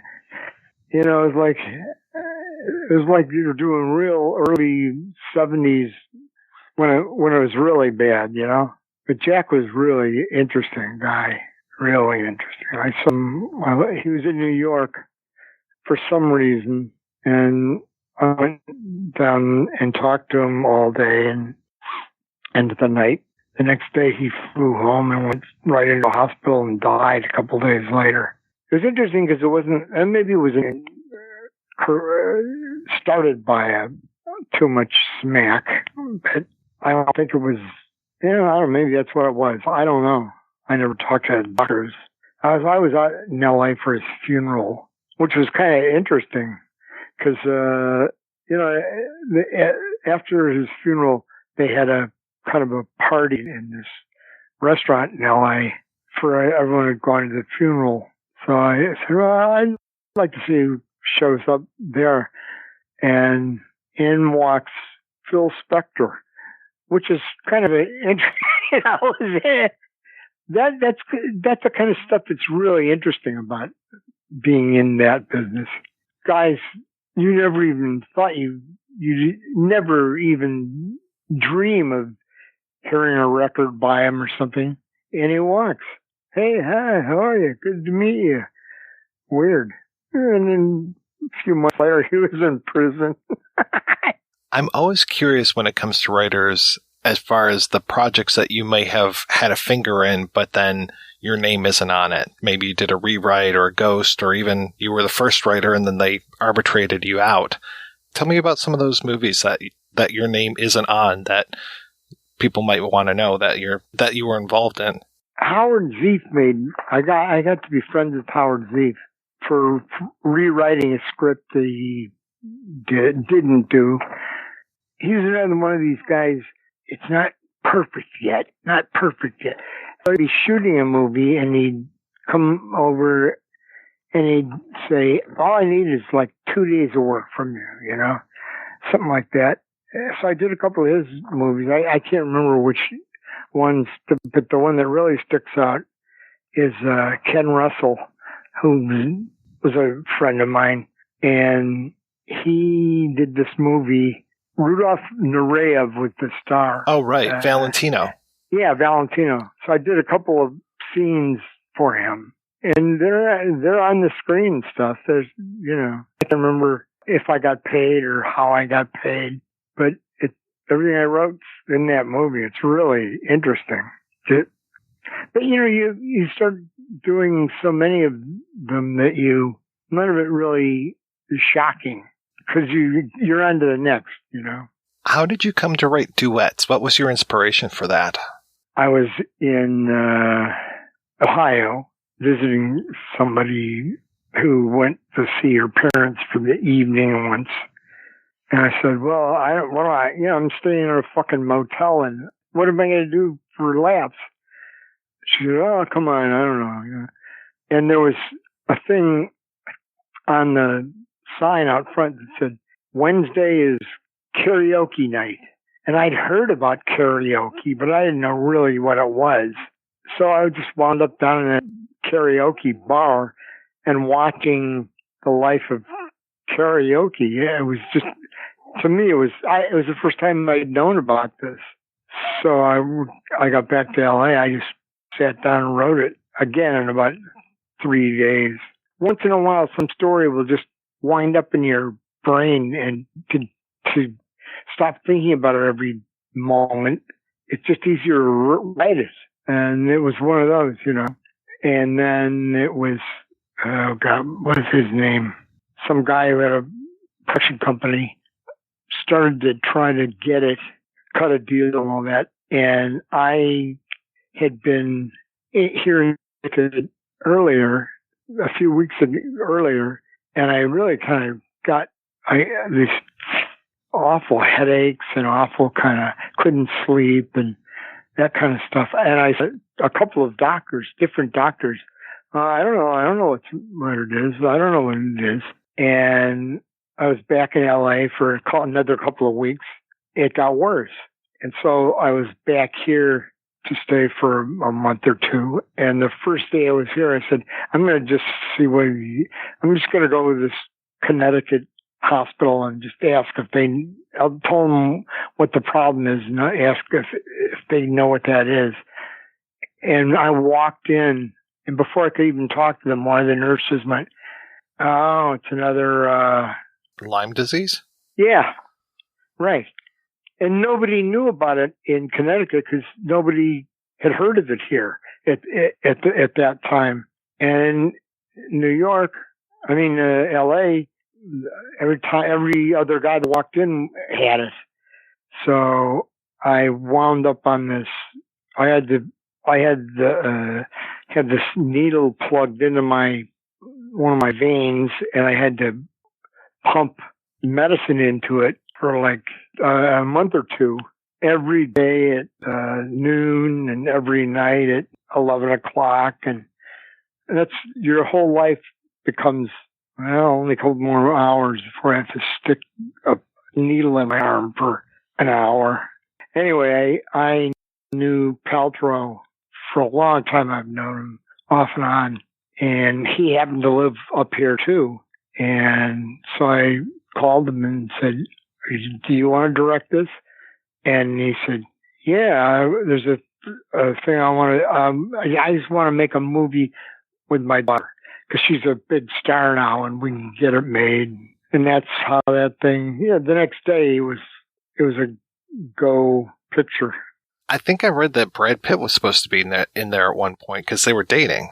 They were dating, and he talked to Bruce a lot in those days on the phone. And his country place up there in Connecticut, he's got like 40 acres, because he's dead too now. But Pitt would come and live up there for months on end. And he said, well, we didn't want to change a few things. Got to make a bigger part for my friend, my future son-in-law. And so I rewrote it. Anyway, by the time I finished rewriting it, they had broken up. And he just despised Brad Pitt all of a sudden. And he said, well, all that stuff I told you about Brad Pitt, change it. Make it smaller. So, it went down that road. And also I'll never know if it was him or Gwyneth. I think it must have been him. He didn't like some of the, it was a real hard drive script. It was his character in my initial script, his character and my character meet in a karaoke bar. That night they wind up in bed and they're fucking all night. And then he goes she says, I want you to meet my mother. And he goes, okay. So he goes to this trailer park with Gwyneth, and then you find out that he's the father of her. And there are a couple little stories like that. That's one thing Peter really didn't want. And so I started rewriting it again. There seems to be that strangeness still in the film when I think it's the Huey Lewis character and the Gwyneth Paltrow character are singing to each other, and it's just like, that's your daughter. You shouldn't be singing this song to her. Yeah, right. I read one draft of the script, and the Maria Bello character, Susie Loomis, she seems to be much more a part of at least the draft that I read. She seems to have a much more minor role in the final film. Yeah. And they had to cut, any women in the film had to be reduced as much as you could do it, And in the end, I've seen Gwyneth in a movie or so or two, and she's okay. And that thing that they gave her the Oscar for, it was, it was okay. To this day, I don't know what the fuck she decided or who she was playing. I mean, it was weird, but that's how that got made, It seems like it took a long time before when you first wrote the script until it finally came out. Yeah, I can't remember exactly why. For Disney to make that movie is weird. You think about it. So, that's that one. The chemistry, I think, between the Andre Braugher character, Reggie Kane, and then the Paul Giamatti character, just incredible. Yeah, and for example, in the original that I wrote, Giamatti has gotten so strange that what's-his-name shoots him, kills him, and appears to sing for his part of the duet or whatever it is. I mean, it's like, in fact, I gave that script to Ron Howard, and he called me and said, "Are you crazy?" And I said, "Well, you could be a little different." And he was really tempted, but he said no. Anyway, that was that kind of movie. As you must know by now, every movie comes together through weird ways. So Duets was the last thing that I know that you're credited with, and I was curious, did Lyme disease just kick you out of the business? Did you retire afterwards, or did you still try to get projects off the ground? What I did was Paramount offered me $1 million to be in the TV business. I said, well, so I did that. And then I had to write and or direct 3 different TV series for the next year. And by then it was, I didn't particularly want to hang around LA. So I had this house in Connecticut and I came back here, and it's an interesting place to write in. Yeah, that's one thing. When I speak to writers, they never really retire. They're always still writing. I'll write. I know you can't not write if you're a writer. I mean, it's like what drugs do to people. Mr. Byrum, thank you so much for your time. This has been such a pleasure talking with you. Anyway, have fun with it. Could you get on the phone again? Oh, my wife will be joining us. All right, no problem. I'm going to deny everything he said. Talk to Army Bernstein. Army Bernstein, that's who I was trying to think of. He was the guy who had the first company we had Beacon. They had a big lawsuit going. Yeah, John was going to direct it, then got sick with Lyme disease, so he gave it to Bruce Paltrow, and Bruce said, I want to direct it, and I can get my daughter in it, and Beacon said, we don't want Paltrow, and it was this big lawsuit, because John said, well, then you can't have the script if you don't want Paltrow. They sued John, because even though they didn't have a deal in place, they felt they had a deal verbally or something like that, so he didn't want Paltrow, and it became a lawsuit. That's Hollywood.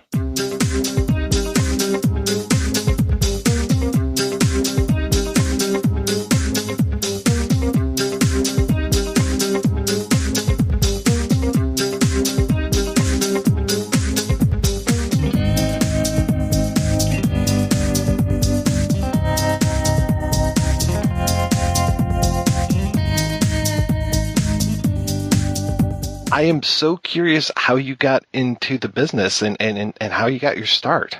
Kind of a funny story there, because I dropped out of college after junior year. My family had some financial issues, and I, at that point, was planning on going to law school. So I was an economics major, and I was thinking of law school because that was the responsible thing to do. But when in high school, I'd always kind of liked the idea of being a screenwriter. I like movies. The two things I wanted to do in high school was I either wanted to write movies or I wanted to cut trailers. I love trailers. You can still remember watching the trailer for Sorcerer, and it just kind of, that's just the greatest trailer in the world. I thought the movie was like pretty good, but the trailer was awesome. I now go to college, my parents are paying for it, and I feel responsibility creeping in. So basically, my parents had some financial hardships. I forced to drop out of school. I'm from LA, so I was in New Hampshire at the time. So I go back home. I'm now trying to find a job. And I finally said, if I'm going to find a job, I might as well try to find a job in something I love. I tried to get a movie job, and I started sending out my resume to different studios. I just went through the phone book and got their addresses. I got my resume printed like you used to do in that day, and I just sent it out, and I just started getting rejection letters that all kind of just read, thank you for your resume. We have no jobs at the time. We'll keep your resume on file. It was kind of depressing, and then I got one lead for a job through my mother, who had a friend of a friend. And I went in to interview for that job, and that was at a company called The Lad Company. They were looking for an office assistant, and I went in and I met, and they met me, they liked me, they cut the list down of possible people from, I think there was 16 in the beginning, then they made it to 8, then it was 4, then it was me and this other guy. And we were the people who were invited to go meet Laddie for the final interview for him to make a decision. And I go in and I have that meeting, and I think I did pretty well. And I come out and I hear nothing. And then about 2 days later, I get a letter, thank you for your time, but we've chosen another candidate. We'll keep your resume on file. The person they ended up hiring is John Goldwyn, which is kind of the features a little bit later in this overblown story. So I'm so frustrated. I got another rejection letter from MGM, just that cold. And I was so frustrated that I just borrowed the family van, which is all we had, drove to MGM, walked into the main building, and just said, I'm here to apply for a job to the guard who's sitting at the front desk. And he kind of looked funny, but he said, let me make a call. And he called Human Resources, and a woman came out and said, since you're here, you can fill out an application, but we have no jobs. I did, and after I filled the application, they said, since you're here, you might want to meet with one of us so we can get an interview and put that with your resume, and we'll keep it all on file. So I go back and sit in the cubicle with this woman, and she starts asking me a couple questions, and her phone rings. And she says, I'm sorry, I got to take this. And she picked up the phone. She talks for about 3 minutes. When she hangs up, she says, do you know anything about woodworking? And I said, yes, because I had taken woodshop in 7th grade. And that seemed to be enough for me. And she said, well, can you start tomorrow? And I didn't ask what the job was. It was just, yeah, okay.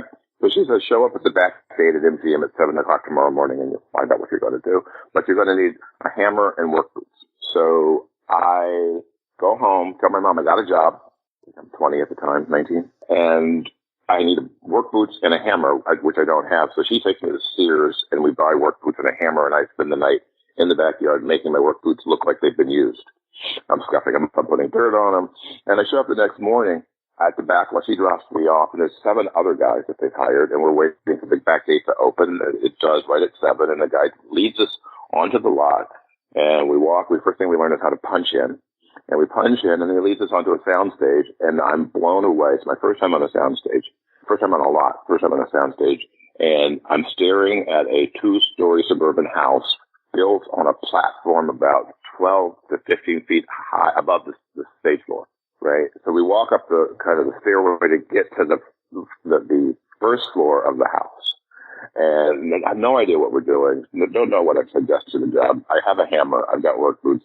And they walk us through the front door, and the first thing I notice is the second floor is a bit of a facade. There's stairs going up, and they didn't build out the second story. But we walk past the living room, into the kitchen, and out the back door. And there's a swimming pool. And then you look at the swimming pool, your eyes get used to the light, and you go, well, it's filled with mud, and it's filled with coffins. And the movie turned out to be Poltergeist. It was the last scene from Poltergeist, and the job that I said yes to was basically, they said, clean up this mess. So technically my first job in Hollywood was cleaning up the mess of mud and coffins on Poltergeist, which I didn't know what Poltergeist was because they hadn't released the movie. I did that, and it was a great time at MGM because Sam Peckinpah was there doing second unit on a movie called Jinx. George Cukor was there doing Rich and Famous. Let's see, Billy Wilder was doing Buddy Buddy. It was kind of like the last of the studio moment. And you would walk on the lot and you see these guys that were like legends, and I knew their movies, and you just say hi and they say hi to you. It's like, this is so cool. But it wasn't really what I wanted to do. And the reason I started with the Lad Company story is I can't feel like I can't continue just being a laborer, pounding nails and sweeping stuff up. I get a call from the Lad Company saying, the guy that we hired, John Goldman, we're promoting him to story editor. Do you want his job? And I said yes. So I became an office assistant at the Lad Company, and that kind of began this kind of odyssey. Working at the Lad Company was a great experience because it was so small. I got to see how everything kind of worked. You knew the head of distribution because he was in that office. The head of marketing was over here. The head of production is over here. And they're just guys. And Laddie was really accessible. Gareth Wiggin, Jake Cantor. It was just kind of this moment in time that was great. It got more stressful over time because they made a lot of really interesting movies, but they weren't performing well. Blade Runner, Right Stuff, Once Upon a Time in America. They were great projects, but they were stressful projects. They weren't performing. I finally decided it's time to go back to college, finish my degree. So I go back to Hanover, finish my degree, and I'm thinking when I graduate, I'm going to go back and work at the Lad Company. I know everybody. But senior spring, I get a call, Lad Company's folding. So it's like, oh, that's a bummer. So I graduate, and I basically, when I get back to LA, I just go to the building just to say hi to everybody. And they're basically packing up. The once great, we used to have 2 buildings filled with all kinds of people doing all kinds of things. Has now been reduced to half of a top floor of a place. And I walk into the building, and the first person I run into is Paul Giamatti. And he's excited to see me. And all he does is says, come with me. And he grabs me by the arm, and he drags me into a production office that they'd set up for Police Academy 2. And he introduces me to the production manager and the production coordinator and says, he's going to be a PA on this movie. And I was like, I didn't even come for a job. I wasn't looking for a job. I was trying to rest from being, but you can't say no to a job. So I become a PA at Police Academy 2, which was great fun. A little stressful too, because we started with one director, Jim Signorelli, who didn't get along with Paul Giamatti. So he was replaced probably 3 weeks into production. And that was kind of awkward because I had to drive people around as part of my job. I like to joke that I almost made Bobcat Goldthwait because he was in the movie, and before we were greenlit, I would have to pick him up at the airport and drive him to his costume fittings and stuff like that. But once we got going, a Teamster took over that job, and he ended up marrying the woman who drove him. It was a fun time. And Bernie Pollack was the costumer. Bernie Sidney Pollack's brother, and sadly passed away, I think, last. He was a great guy. We got along great. And when we wrapped Police Academy, he said, well, what do you want to do next? And I said, I've always been trying to work in the story department. I like scripts. I like stories. And he said, my ex-girlfriend is a story editor at Warner Brothers. Can I give her your resume? And I said, sure. And sure enough, 3 weeks later, I get a call from Kimberly Brent, who's the story editor at Warner Brothers. We come in and meet, and they hired me as a story analyst. And so I started reading scripts at Warner Brothers, script and a half a day, 7 scripts a week. I had an office right across from Clint Eastwood's Malpaso. It was a really cool, funky, old shag carpet kind of setup with a desk and a chair. And it was the beginning of the whole computerized system. So I was then trained how to work a word processing program so that they could move all the coverage from, typed to computer generated. It was a great experience. When I lost the possibility of going back to the lad company, I thought I was kind of bummed, but I realized it became an opportunity because I knew a lot of people who worked at one company, and when it folded, all those people had to go get jobs, so I suddenly knew one person at a lot of companies. And one of the people who was at the lad company was a woman, Ellen Stewart, and she went to Warner Brothers where she's now a VP. So when I got the job, we obviously reconnected. So it was really easy to read a script, and if it was hers, I'd just go talk to her about it. I still have to write up coverage, but I could wander the halls and hang out with the executives. So I'm having a great time and writing coverage, and then I get a call from Mark Canton, who was president of production at the time, and he wants to meet me because he liked my coverage. Basically, he kind of felt like everything, when he did a script and he had a thought if something was right or wrong, he would look at my coverage, and I would inevitably have said the same thing. So he said, and they called me into meetings and said, I don't have a job, I just want to know who's writing these coverages. So I go in and I meet him. And I didn't know him at all at the time and didn't realize that he had a very short attention span, which he famously does. So I'm sitting there in this kind of interview for the no job, and he's running calls, he's screaming at his assistant about this and that and the other. And every now and then he'd lob a question at me, but he's not really listening to the answer. And I'm thinking, this is the worst, meeting in the world. Until finally he is wrapping it up, and he says, what's your favorite project here at Warner Brothers? And I said, Forrest Gump, because I had read the script and the book and really thought that there was something there. The script needed a lot of work. The book was great. And Alan Stewart was the executive on it. So he smiled when I said Forrest Gump, and he said, my wife's producing that. Cool. So I get back to my office. He said, thanks for coming in, yada, yada, yada. I get back to my office, and I can hear my phone ringing from, 2 offices away. I go in, I answer the phone, and it's Wendy Feinerman saying, I hear you love my movie. You're gonna help me with it. And I was like, sure.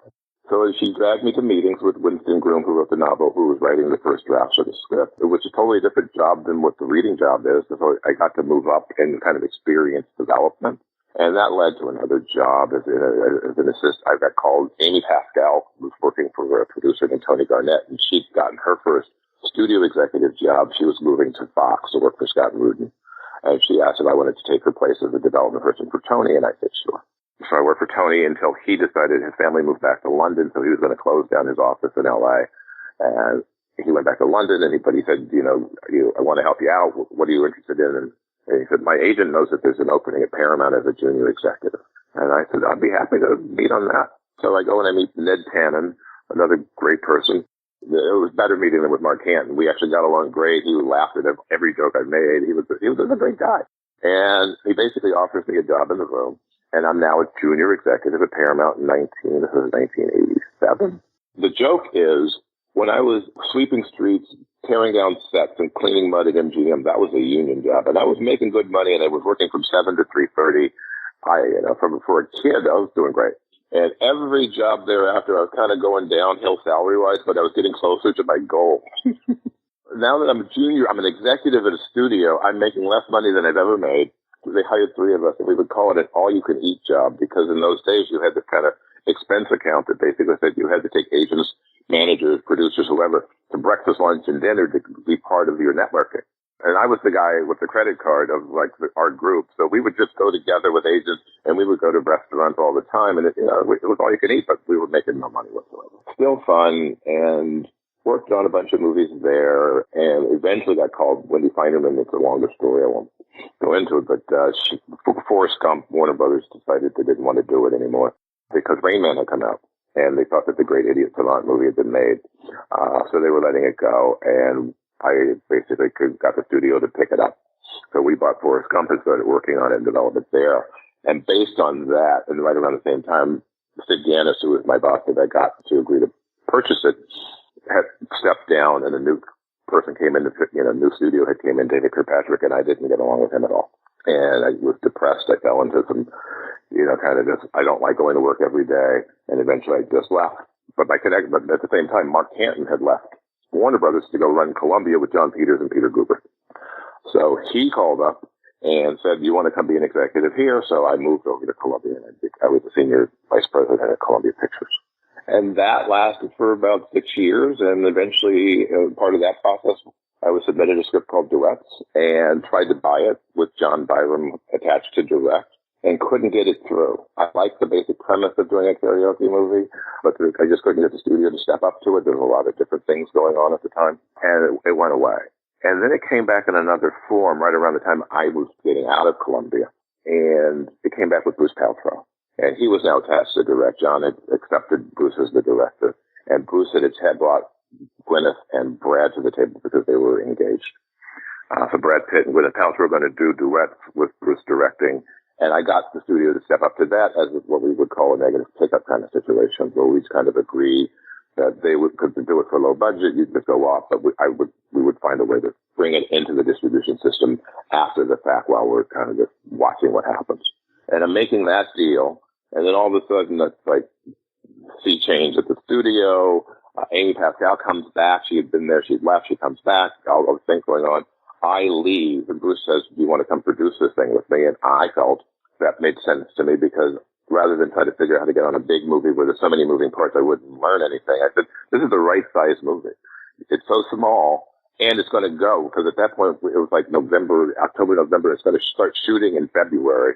I said, well, absolutely. So I signed on to be a producer on Duets, and I ran into Sid Gannis, who's now also with me at Columbia. He was running marketing there. I ran into him in the commissary, and he still laughs at this story because he said, "Congratulations, you're producing Duets. I think that's great." And I said, "What's the worst thing that could happen? Brad and Gwyneth break up." And they did.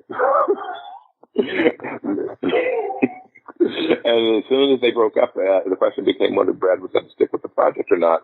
And that became an interesting ordeal because Brad didn't want to do anything to dishonor the bigger relationship he had forged because he was engaged to Bruce's daughter.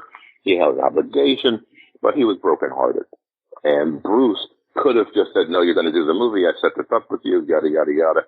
And Bruce said, "I can't hold you to this. I understand your pain. Go with God."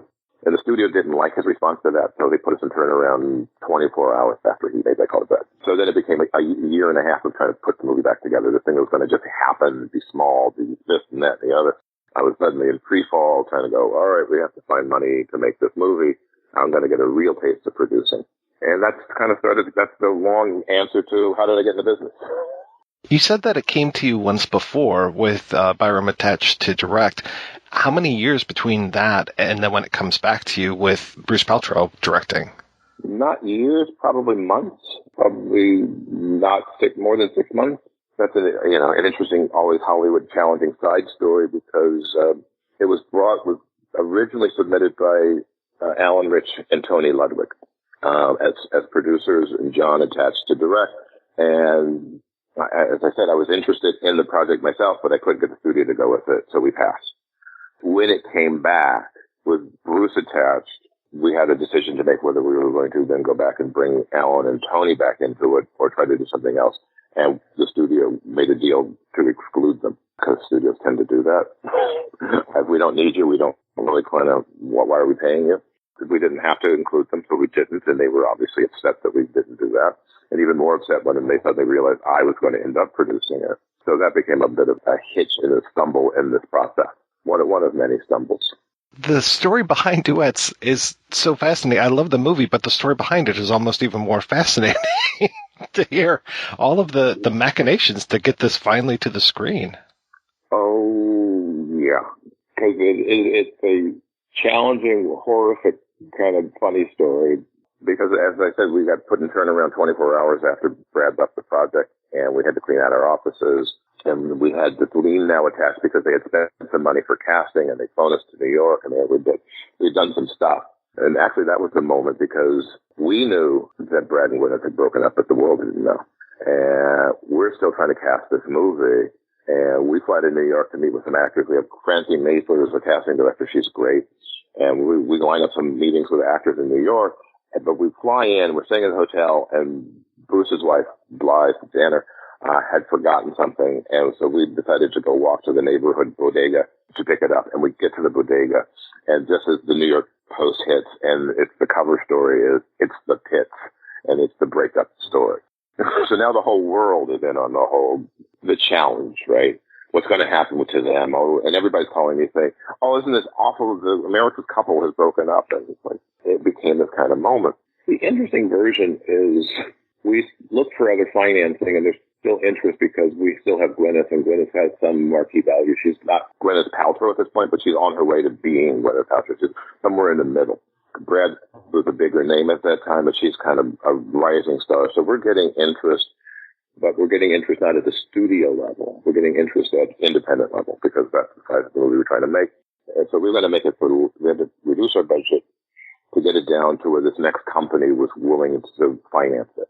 And we did, and we were still working on the script with John cranking out draft after draft after draft, and to try to appeal to what the notes we're getting from the financing company. And it looks like we're going to go. And the process usually is the producer gets paid when we start production, which is usually 10 or 12 weeks out from the start date. And we get to that date, and they either have to start paying us or something's wrong. They don't pay us. The movie falls apart. They say, oops, we don't have the money we thought we were going to have. We're going to, try to put it together in our next package, in our next window. And we're like, we don't want to wait for you for that. We're going to find another home. So we shop it again. We find another independent company, and they say they'll step up to it. They'll make it right away. But we had to reduce the budget down again. We had to cut another $3 million out, I think, at that point. And we were able to do that. And we're 13 weeks out, and we're thinking we're going to make the movie. And we get to that same magic point where they have to pay us or not. And the movie would fall apart right at the same window. So it fell apart, I think, twice, maybe 3 times in this process. And Bruce is getting more and more cynical at the process. He hates this because everybody starts by saying, we're making it. And I'm telling him, yeah, they're making it. And it falls apart. So all he's doing is kind of laughing at me. And he has a house in LA, but he also had a house in Walkabuck, New York. And he would just run to his house in Walkabuck and hang out and just kind of say, you call me when you have the money. We finally found a friend in a man named Jerry Housefader who was running. He was kind of doing home video, international home video. And he wanted our movie. He'd been given the power to try to find some projects to put through the Disney distribution pipeline in an alternative way. And he liked our project, and I got Bruce to come back to town, and we had meetings with him, and Jerry said, I got to make this movie happen. It's got to be this budget. And we said, okay.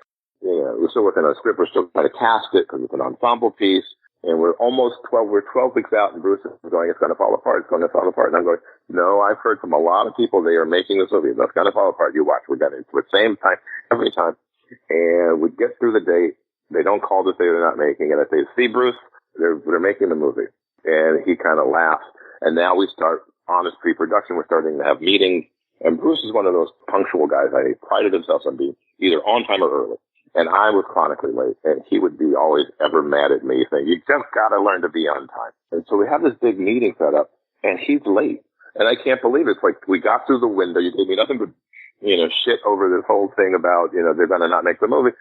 We're making the movie. We're having production meetings, and this guy's late, and we're just sitting there waiting. So he finally comes in, and I start making fun of him, right? Because it's like, this is my time.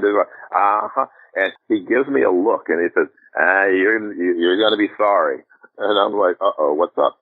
And probably 15 minutes later, he says he has to go to the bathroom, and I'm thinking something is up. So I literally follow him to the bathroom.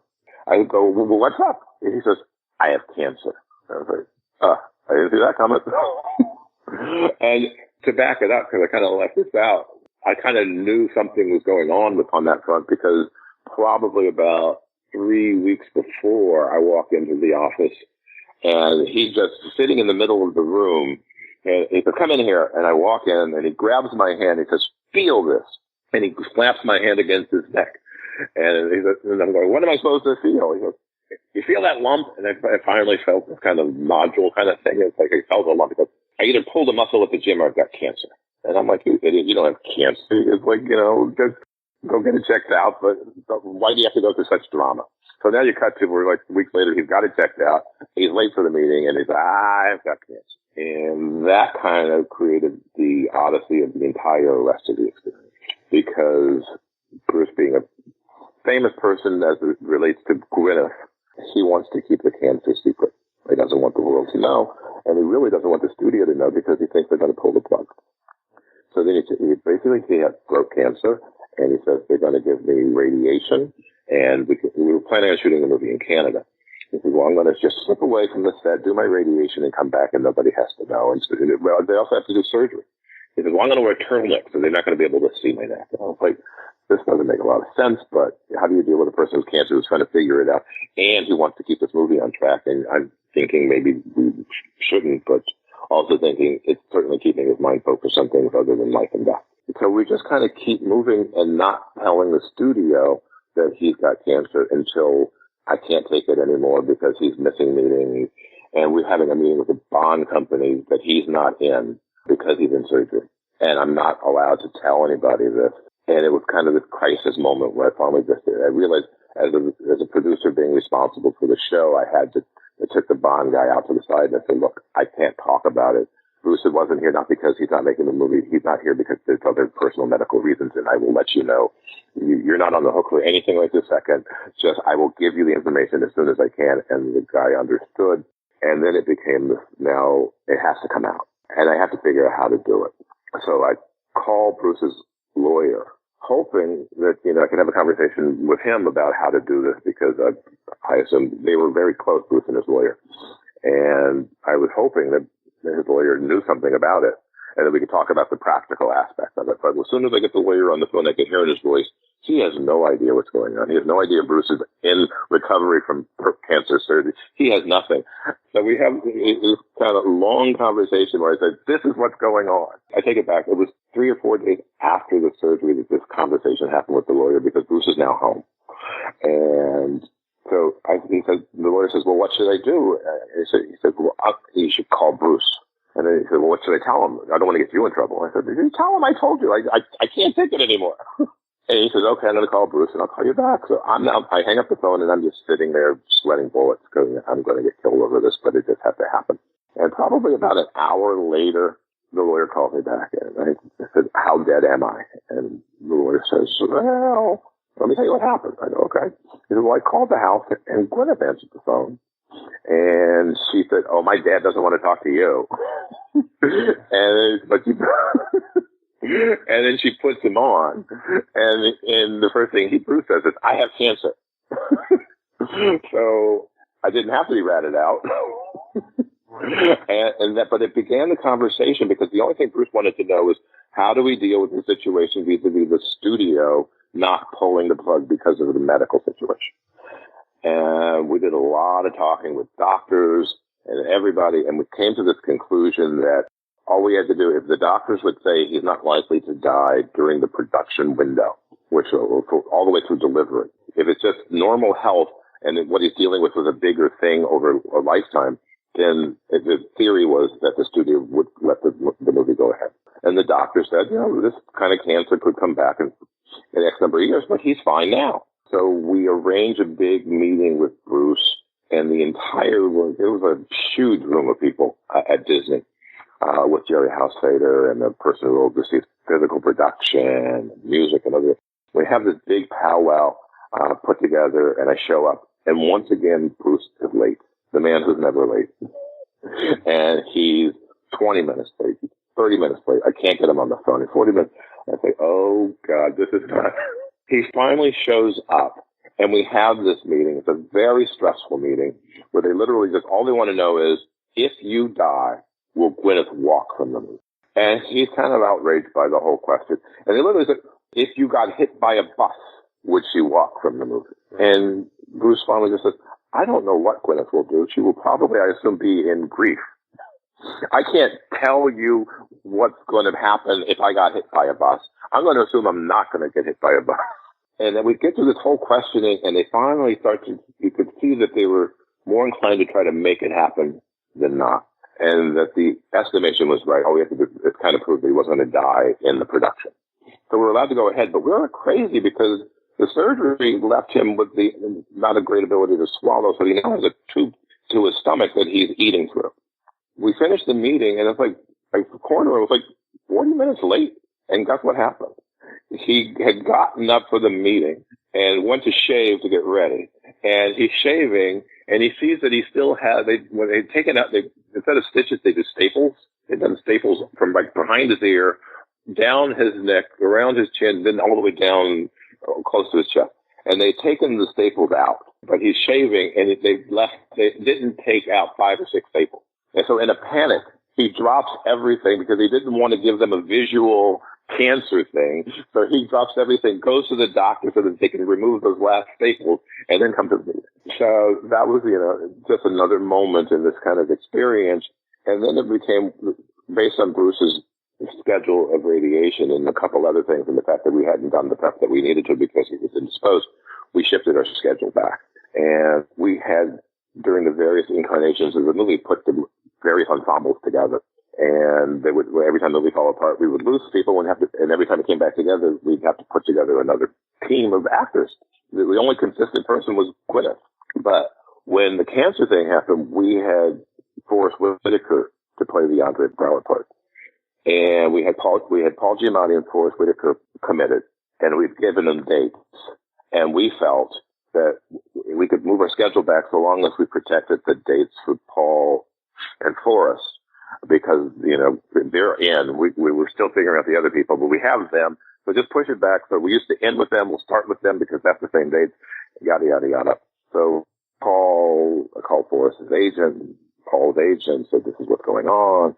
Bruce is dealing with this. We're letting the information go, but we're still making the movie, and yada, yada, yada. And the agent basically says, completely understand, on Bruce's side, yada, yada, yada. The next day I'm in the office and our production manager, line producer, comes in and says, I hear Forrest is leaving the movie. And I was like, no, I just talked to the agent last night and she said everything's fine and she understands. But he'd gotten a call from another producer saying, is it true, Forrest is going to do our movie, but we need to know X. Turns out, yes, Forrest basically just said, I'm out of here. He couldn't take the chance of working in this kind of weird world where the director has cancer. So he left to do another project. And we're back to square kind of 1.5 in terms of acting. Oh, by the way, because that was the thing. When Bruce comes out, the movie is so important to Bruce that we finally find a Susie that he likes, Maria Bello, and I'm trying to get the studio to sign off on her, which wasn't like the easy thing, but I knew I could get it to happen. So we're trying to make Maria Bello's deal. And Bruce comes out of surgery, and I go to visit him like that evening. And the first words out of his mouth to me, did we close Maria's deal? It's like, yeah, Bruce, we closed Maria's deal. And it was kind of like that the whole time, in this weird kind of sense that he's now gotten really thin because he's eating mostly inshore. And he's going through radiation, which is not great. And we now have to start the movie, and we have to start scouting locations. And he's having a bout of stomach issues, and I get this call from Blythe that he's really having a bad stomach issue when we're going to go scout Las Vegas because we shot part of the show in Vegas. And she was saying, does he have to go? And I'm like, well, no, he doesn't have to go, but then we're not going to make the movie. So I guess technically if he doesn't want to go, it's kind of going to make the movie fall apart. So she kind of understands, doesn't like it. And the reason that she was worried and he was worried is when you do this movie scouts of locations, you typically everybody crowds into a van. And you drive around and check things out. And it's a crowded van. And, we've all been in that van. And he thought that because of the stomach issue and the tube in his stomach wasn't kind of getting out of him, that it would be really painful for him. But he agreed to go because we needed to move forward and make the movie. We get to Vegas, and it turns out they don't have vans available. And the best that they could give us was a concert tour bus, which turns out great because he no longer had to be cramped in a van. He's now in one of those spacious recliners. And we're driving around Las Vegas, some suburbs, looking for Todd's house in this big tour bus. So some things kind of worked out fine, but this cancer issue was throughout the whole movie because one of the things is he couldn't be on any set that had smoke. So we're shooting karaoke scenes in karaoke bars, or we've turned that into a karaoke bar. Bottom line is when you're shooting the bar scene, you're going to use smoke. He would, on those days, direct from his trailer where we had a video feed, and only when and he would have a walkie-talkie so that he could communicate with the actors. But if he had to give the direct notes, he would come in to the room wearing a huge filtered mask. And you didn't want him on the set because you were worried about him. And he's wearing this huge mask, and he would come in, usually because he's passionately angry about something not working. And he's kind of yelling at you, but it sounds like Darth Vader. Because it's like, so we had a lot of moments like that throughout. When we finished in Vegas, we started the shoot in Vegas. And at the end of that, he wasn't feeling well. And we got him wrapped out early so that he could go back to LA and see his doctor to make sure there wasn't some reoccurrence of the cancer, which it wasn't. but he was still in that weird window of feeling if something's out of line, it's got to be really wrong. And that kind of environment, that kind of experience went through the entire production up to this one of the most dramatic moments of the production, which we'd been shooting night scenes of Andre Braugher and Paul driving at night. So we're shooting nights. It was a crazy night. We were shooting south of Vancouver, and we have, basically you've got the picture car all set up and rigged, and you've got 2 or 3 vans following, and we're in the first van, and you got a cop car in the front to lead, and you got a cop car in the back to hold up the rear. And we would start position 1, we start the scene, we drive, shoot the scene, cut, go back to 1. It makes for a long evening, right? So we get there, and all of a sudden we're waiting to go, and we hear this crash. And it turns out that a drunk driver has rammed into the rear end of our rear police car. So now we're waiting for them to deal with that because the driver has to be arrested, and they got to tow the car, and the clock is ticking, and we kind of get that cleaned up, and now an hour later we go again, let's do it. And we drive, we get the shot, and now we got to turn around to go back to point 1, and then it starts with the lead cop car is making the turn. Another drunk driver almost hits him, so they have to arrest that guy. It becomes this really long, long night, and I remember, this is vivid, just saying goodnight to him, because the thing about a night shoot is it's a hard out, because when the sun comes up, it's over, right? I said goodnight to him at dawn, and I go home and just sleep it off.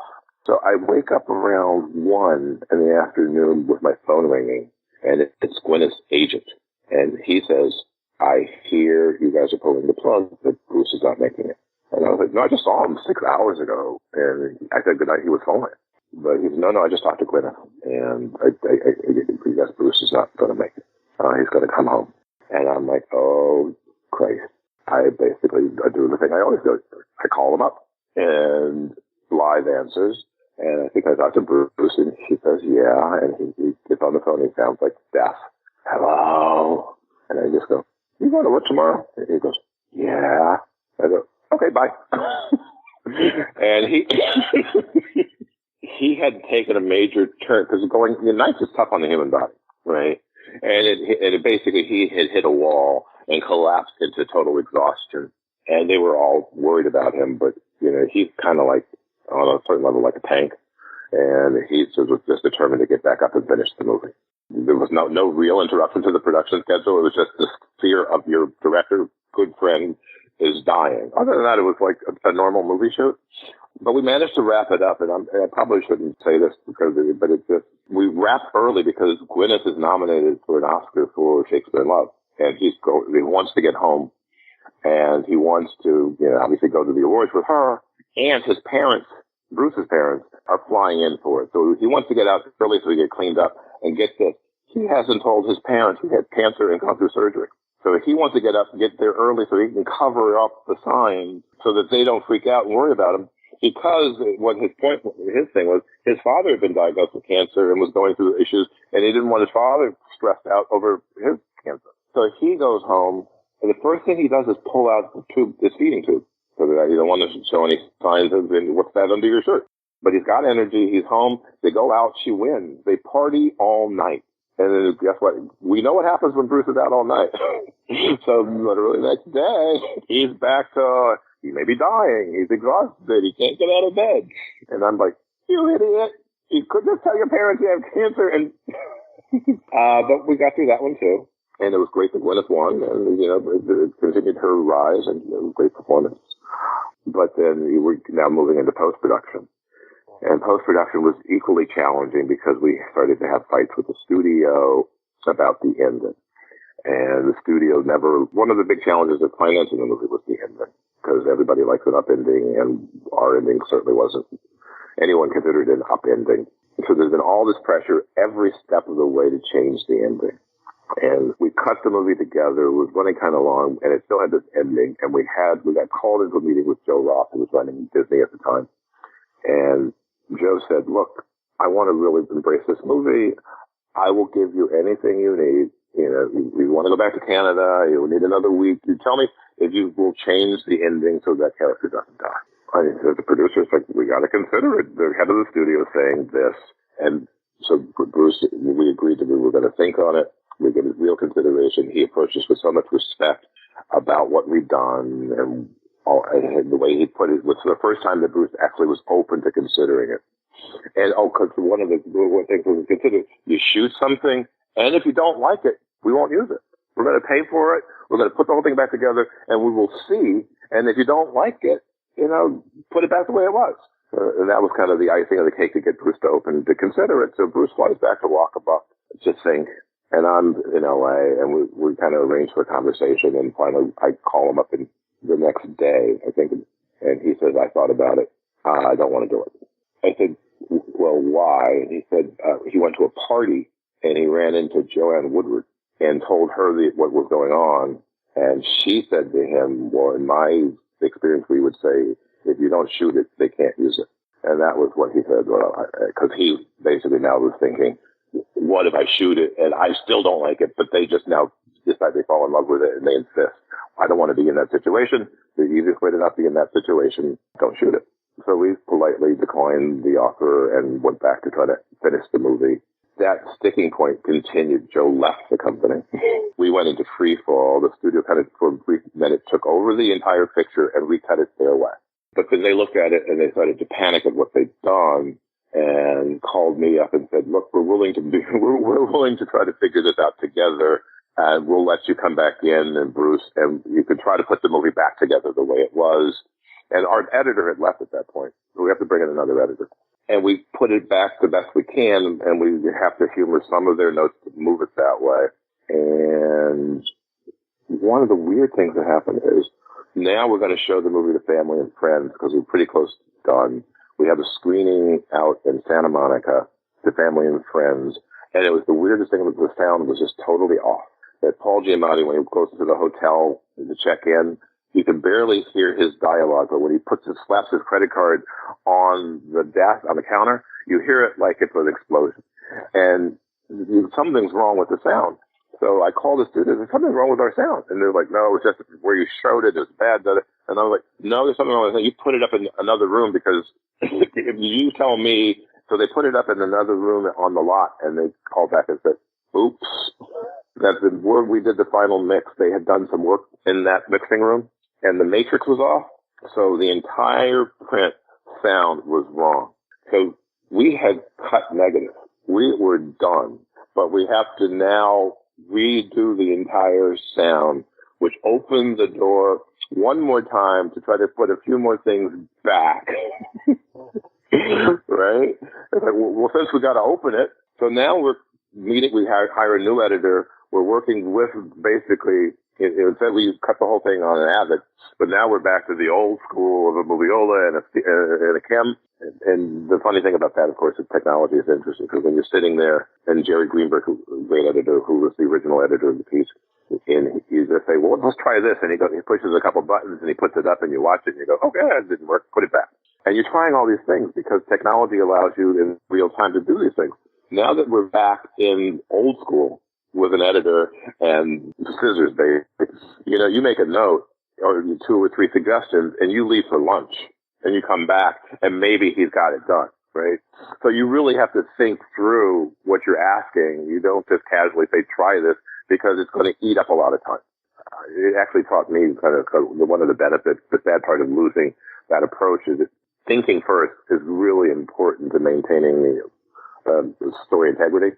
And because you can get yourself lost by just trying things to try things. But that was the final ultimate hurdle, was trying to do the last few cuts based on negative and then get the whole thing ready for release, which we did to the best of our ability under the circumstances, considering the studio was kind of waffling about whether they wanted to even release the movie. And then I convinced them to just don't invite us, just screen the movie. We finished with it, just screen it to an audience, and you just tell me, based on how it plays the audience, whether you want to do this or not. And they screened it, and then they suddenly called and said, okay, we'll release it. It played well enough. And then we got into the Toronto Film Festival for the premiere, and the studio kind of loved that. So now they're spending money on us again, and we're going to put the whole team together in Toronto to have a great time and kind of enjoy. And that premiere was awesome. The audience laughed at every joke. They felt every moment of the experience. It was kind of like the perfect audience. It's like I love Canadian audiences because they kind of just enjoyed the movie. And then it was literally after the screening, and we were driving out to dinner, all of us, and the crowds are out because it's a festival, and everybody's having a good time and saying, "Oh, I saw the movie!" Da, da, da. It was just a kind of a magical experience. And then we get to the release day, and it comes out, and basically you get the call either Friday night or Saturday morning about how your movie's doing. And then we got a call, from, I can't even remember who at this point. Friday night, basically, with the numbers, and it's like, oh, we kind of are dead in the water. If you build it, doesn't guarantee people will show up. But that was the end of that whole experience, and Bruce was still alive at that point. And, so it was a very sad, painful moment for both of us, but really for him, having endured all of that. And then, of course, the cancer did come back and he died. That's what, long story short. Man, oh man, what a journey. Oh, yeah. There's lots of little stupid stories along the way, but yeah, there's some fun stuff, too. The memories that come back for me is like Andre Braugher was so into character playing Reggie, is I would be walking home back to the hotel in Vancouver late at night, and I would hear maybe a block or so away somebody singing. And it would be Andre just walking home singing. And prepping the movie, we had an amazing night where we all went, Gwyneth, Maria, Maya Rudolph, who was our music supervisor in a small part, a group of us and Bruce, we all went to a karaoke bar in L.A. And we kind of, and they started, Maya sang a couple of songs, Gwyneth sang a couple of songs, Maria, and we were just part of the crowd. And it was a hilarious, fun night. Many of those kinds of things were, the positive part of the process. There was some greatness, but the cancer kind of colored the whole, basically, because that was, again, my first producing experience. I supervised production on a bunch of movies, but this is my first in-the-seat producer experience, and I still say, I wouldn't mind trying to produce something where I didn't have to worry about somebody dying all the time. What did the film do for you, if anything? Well, it taught me a lot, right, in terms of what goes into trying to keep a creative vision going while all these people are kind of shooting at you. You don't really get that from the studio point of view, right? Because from the studio point of view, you kind of oversee the bigger picture, and you're part of a machine, and you're kind of treated a different way. When you're in the seat on the line, kind of managing it on a day-to-day basis, that apparatus became kind of much more clear, seeing it from the other side. So, working with Byrum on the script in terms of trying to figure out how to keep moving it forward, trying to figure out cracking the code for each of the different companies we had to please without losing the vision, trying to protect the vision of what Byrum initially started, but still kind of hear what the notes were coming from. And every company was slightly different. And every company had a different person they wanted to work on the movie in terms of controlling the budget. So we would hire so-and-so for this company, and then when we left that company, we like the guy, we want to keep him. The next company says, no, not that person, this person. And you kind of go, is this worth fighting over or not? And the first time they did it, we let the person go, and I felt bad about it. And the second time, when we brought this other person in who ended up doing the movie, we got to Disney, and they didn't want him. And at that point, we were like, we're not treating people that way. He's done all this work. We're making it with him. And if you don't want to do it, don't do it. And then they backed down. A lot of learning on that front. After I got done talking with John a couple weeks ago, Corinne sent me over an article from Buzz Magazine in March 1996. Were you involved with the project back then when I think it was a company called Beacon Pictures was involved? No. I know Beacon Pictures because Beacon had a deal with Columbia Pictures, right? And that's where they were housed. And now that you mention it, I think that Alan and Tony, when they were working with John on the project, they had taken it to Beacon. So that was part of the Rich Ludwig version of the project. Wait, what was the memo? What was the...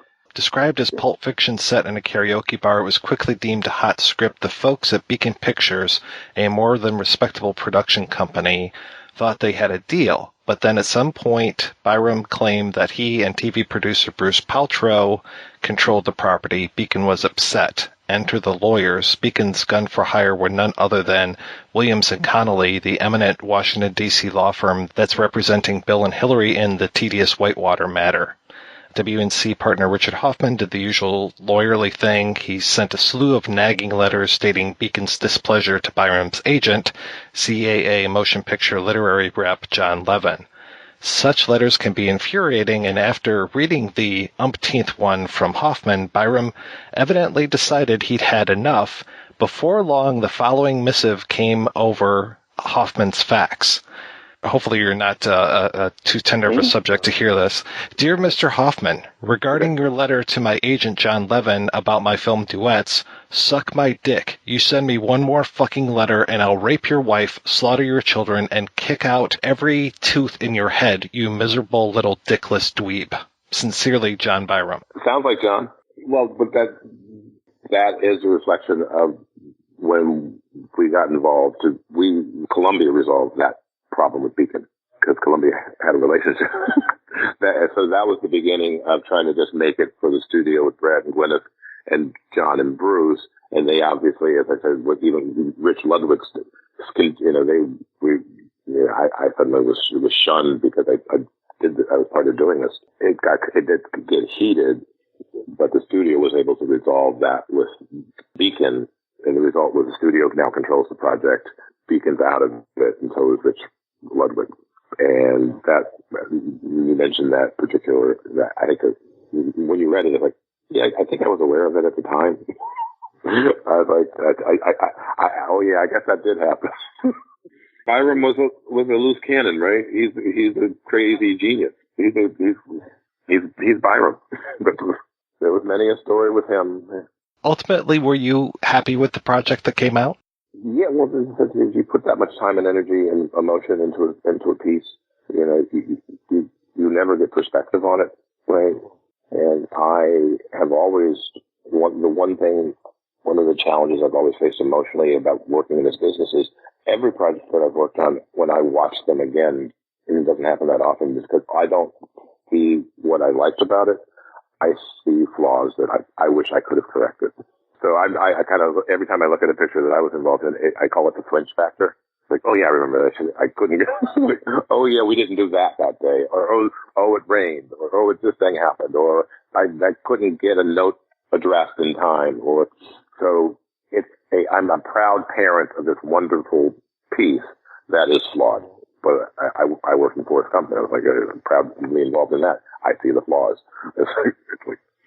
And, it's interesting. At some point, trying to have perspective on it, and this goes back to just trying to shop it. When you're dealing with an ensemble piece like Duets, and there's three separate stories, I kind of describe it as, I called it the challah experience, where you make three strands of bread dough and you weave them together and you put it in the oven, and magically when you slice into it, it's one loaf.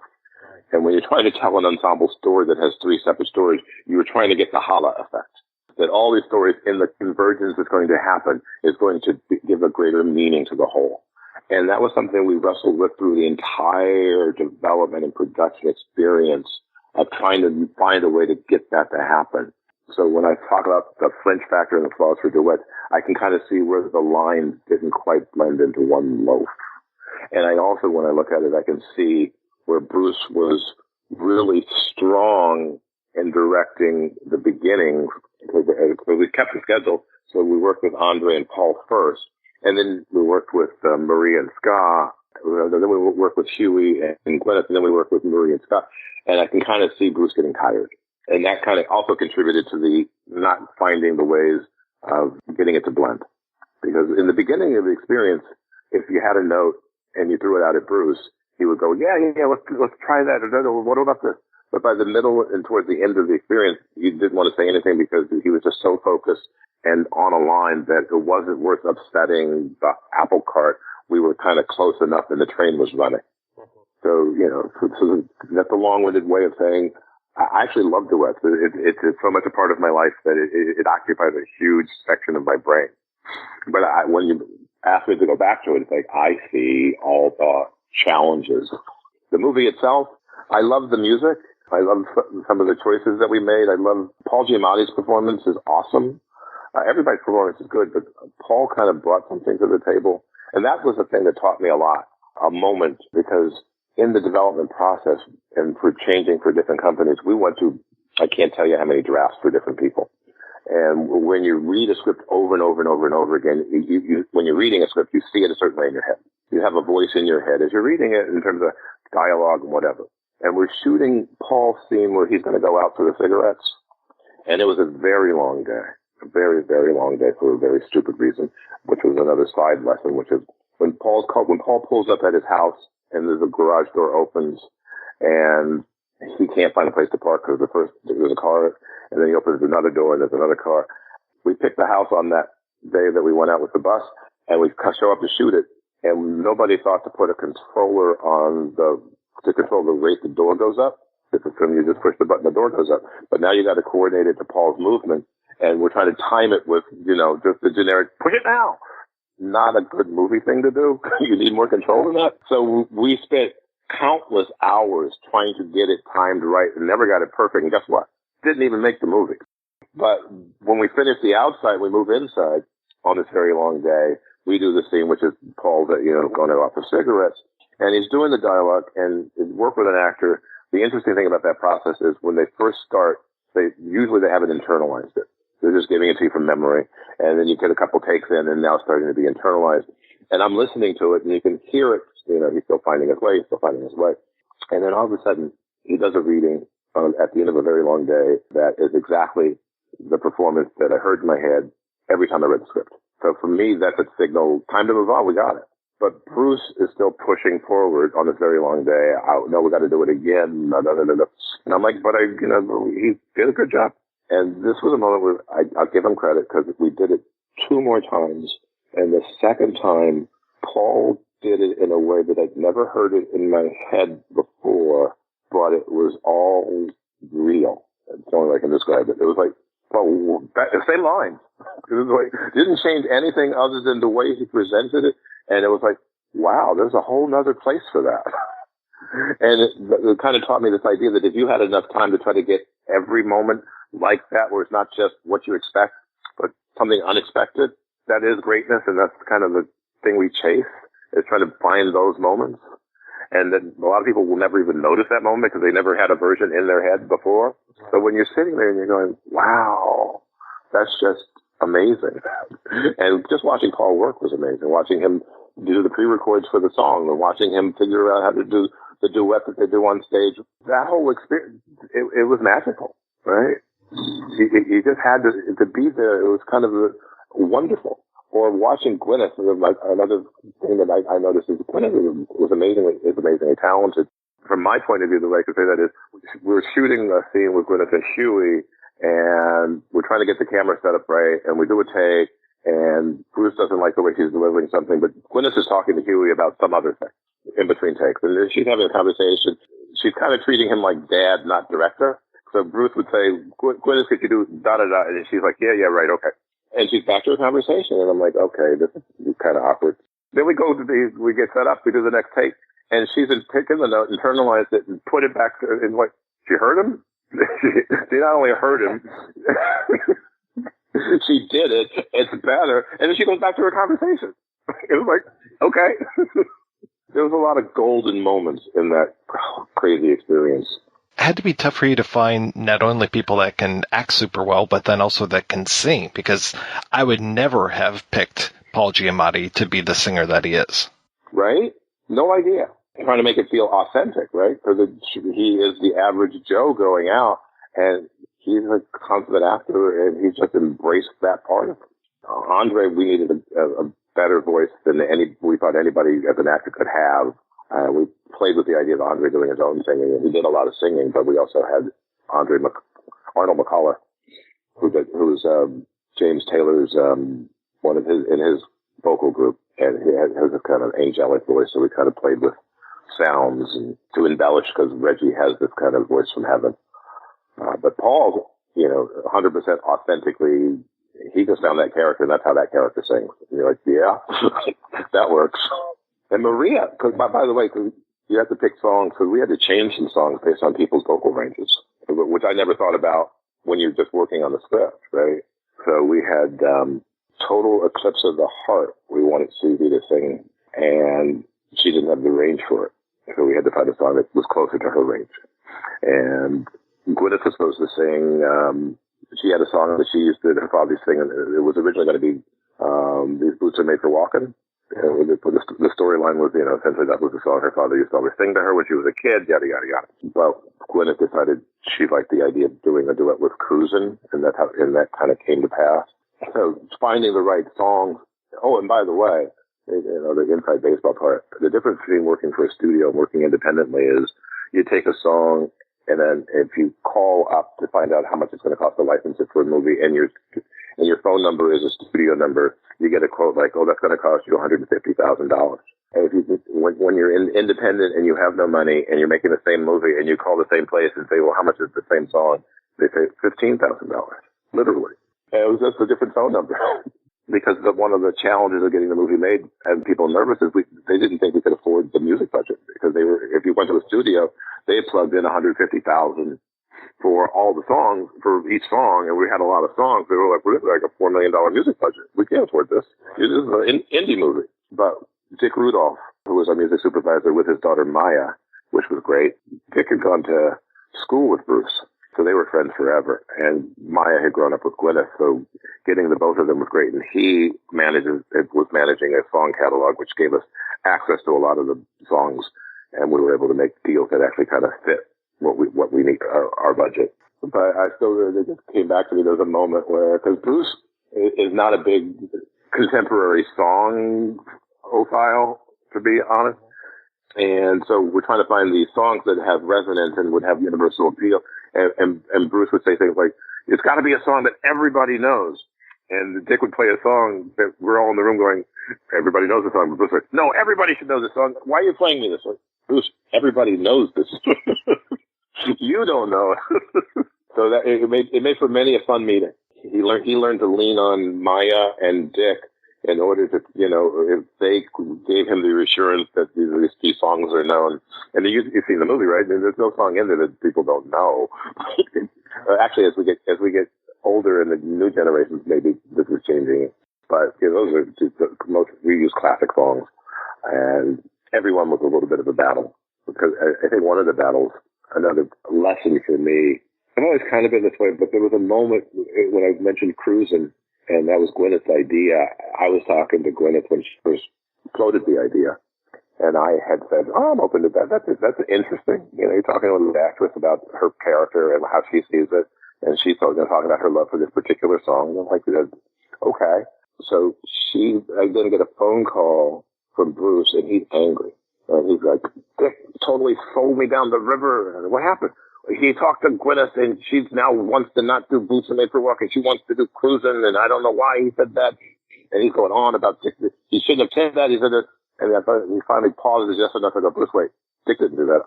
I did that." And he goes, "You did? You did?" I go, "Yeah, I did that." He goes, "Okay." Freebird was Maya Rudolph's idea. That didn't come until very late, because that was the song we couldn't figure out. It's got to be here. Got to do all these things, and we tried a billion different songs, and couldn't figure out, is it a religious hymn? Is it this? Is it that? And I remember the day, but Maya came in one day and just said, "What about Freebird?" I was like, and then that might have been one of the ones that Bruce might have said, "Everybody's got to have heard of it." I'm like, everybody has heard of it. But the joke is, of course, that it's true, not everybody had heard of it, because when we did a pre-record with Arnold McCullough, where he's singing it, right, and he's done all these, he performs with James Taylor, right, all over the world, and he goes, "Well, now I know what the song is, because every time, we do a concert, they inevitably are yelling, 'Freebird! Play Freebird!'" It's like, he never even bothered to figure out what the song was, because it's like, we opened his eyes to Freebird. But it is kind of a magical song, by the way, I think. And I never realized it would be that until we did it. So I take my hat off to Maya.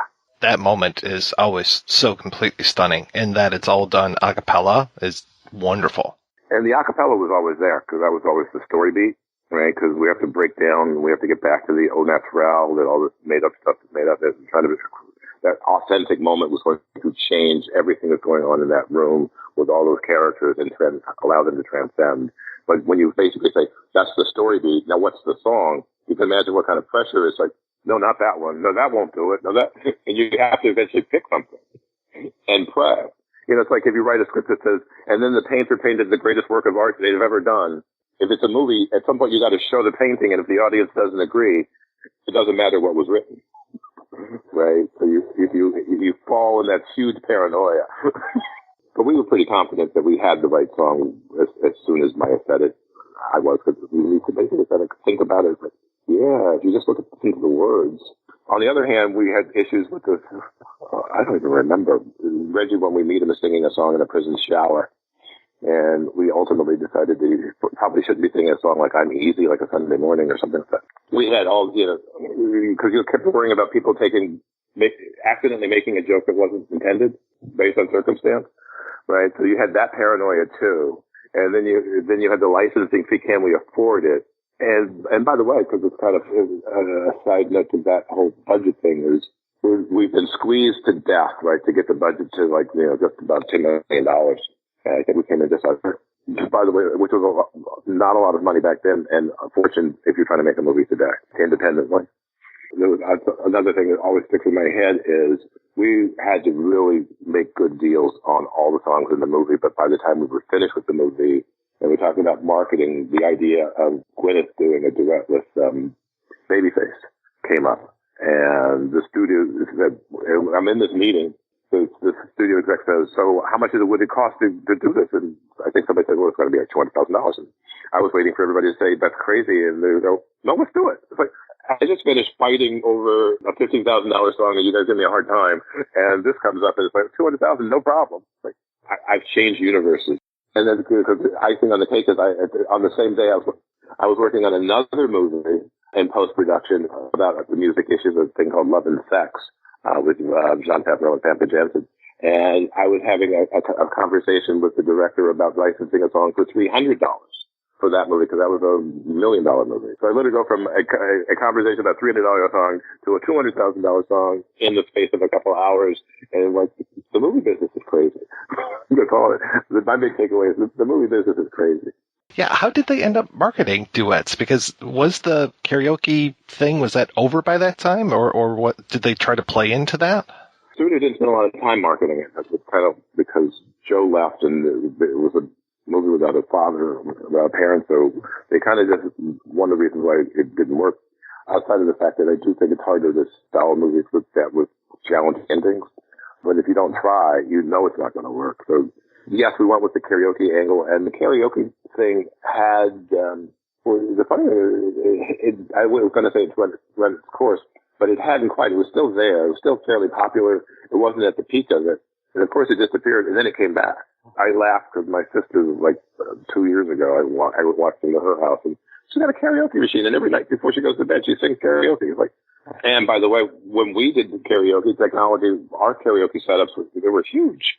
And now you can buy a microphone that has 1,000 songs on it. And it's like, you don't need a big setup for it. It's like, wow, okay, that makes it easier. And I spent many a night in a karaoke bar doing research. And some amazing kind of observations in that experience, because one of my favorites was, there was a karaoke bar called Amagi Sushi, which was a big one in LA. And I was in there, I just go there probably once a week to just see what's going on. Two women, one woman that clearly brought her friend, they both worked at Denny's because they were wearing their Denny's uniform, right? And they come after work, and it was clear that the one loved karaoke was trying to get the other one to try it. And the one that loved it was tall and thin and had a nice figure, but she had an okay voice. And she sang, and people kind of, inevitably you start by watching the person on stage, and eventually when you realize what they're bringing, you kind of either tune out or you kind of just watch with appreciation that they're so open. And she does it for song, and then she tries to get her friend to do it. She doesn't want to do it, and then three other people do it. Then finally her friend, who's totally opposite in shape and look, gets up, and people are not paying attention to her because she's kind of the quiet type. She opens her mouth and she sings like an angel. And every head in the room just suddenly turns to the stage and watches this kind of thing happen where she comes out of her shell and you're just mesmerized by, she's an amazing singer. And the capper is, she's like the shy person at the beginning. I go back to that place maybe 3 months later. And now she's completely out of her shell. She's owning the place. And it was a total karaoke transformation. What happens to you after Love and Sex and Duets come out? I'm still working with Bruce on a couple projects. So trying to get, he had written a script about that kind of wrestles with a person in the age range in their 50s whose kids have grown up, and they are wrestling with the medical thing, and they go off to try to reinvent their life. And it was a really good script, and I'm now trying to help put the money together for that. And we're talking about a TV show, possibly trying to launch something like that. I am also working as a manager at that point, a literary manager, but I'm partnered with people who are managing Alicia Silverstone. So I'm working with her and trying to help put projects together for her. And I put Alicia's team together with Bruce, because this is the time when she's trying to get into television, right? We put together what I thought was a great lunch. Bruce put it together with Gingy Cohen and Alicia's primary manager and me, and we had Nate Nels in L.A. and trying to figure out how to get Gingy to bring Alicia into something that she's doing. And that, it heated up for a moment, then it kind of faded away. So I'm doing a lot of stuff like that. And then I had some personal issues with my wife's mother, who was having the big battle with Alzheimer's, and that became a big issue for me. And it distracted me from producing. And I kind of always felt Duets took me away from my daughter, because we shot in Canada. So, and my daughter at that point was 5. I didn't like being away from her at that point. So I was really kind of determined to find something more stable than this kind of crazy thing. So I started teaching. And I started teaching at AFI, and then I started, I went from teaching at AFI to teaching at where I am now, North Carolina School of the Arts. And I realized that I never had to talk about why I made the decisions that I make. You kind of just, you react a lot and you operate by instinct a lot until somebody says, well, why did this happen? And then you go, if I have to put it into words, the first thing you go, I don't know how to put it in words. And then you start going, oh, now I can put it into words. And as soon as I turn them into words of explaining what I do, I go, that's why I did that. And it gives you kind of, it gives you clarity. So I really started to enjoy this teaching thing, because it's like, wow, I'm getting to know me while I'm teaching you.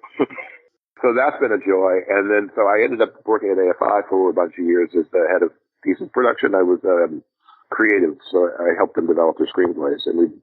And they were, don't take credit for it, but the period I was there, the students won a bunch of Student Academy Awards, and one even got nominated for an Oscar. So I felt like I was really doing something and telling a story, whether you're doing a student film or a studio film or a little indie like Love and Sex with Duets. It's the same muscle. If you enjoy that muscle, it's the exact same muscle. You have to enjoy puzzles. You have to enjoy the challenge of never really knowing, but it's kind of what I do. It's what I enjoy. So I did AFI for about 6 years until I was offered a chance to start a MFA program here for creative producing, to try to take that belief in Steve. I can't find people who share that and help them find their way.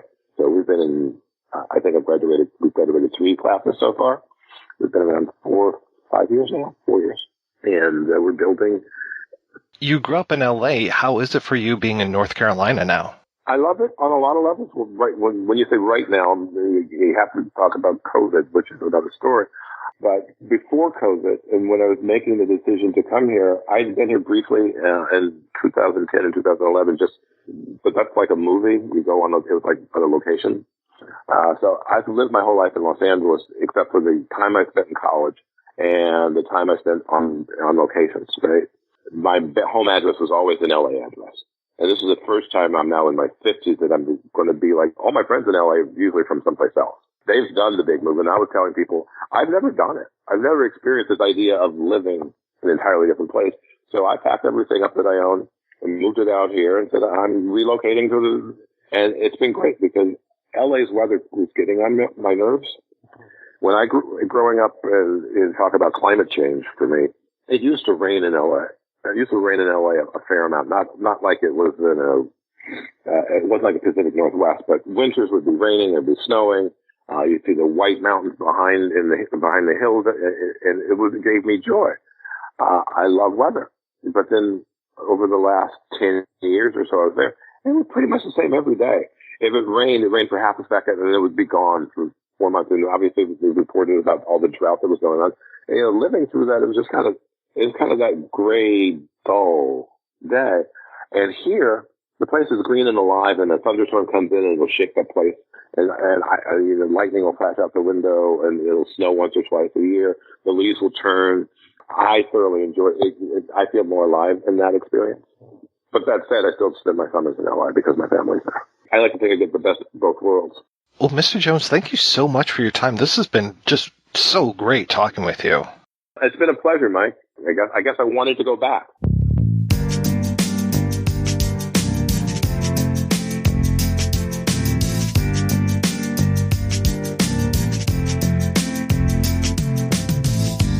Hello, it's me. I thought about us for a long, long time.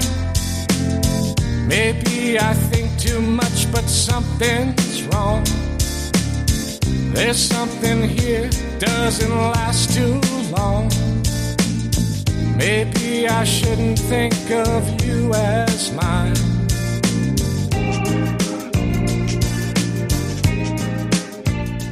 All right, we are back, and we are talking about Duets.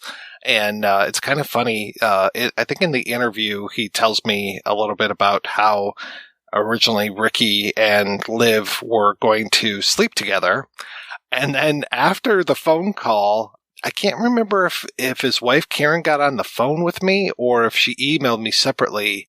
Oh, no, I heard it. It's her definitely shouting in the background saying, like, no, that didn't happen. Well, she says it didn't happen, and then I'm listening to the commentary, and Kevin Jones is like, well, originally they were going to sleep together. And the script is so dark, even the 98 script, I'm just like, I bet they slept together. I'm pretty sure they slept together. The way Liv is written in that script is just...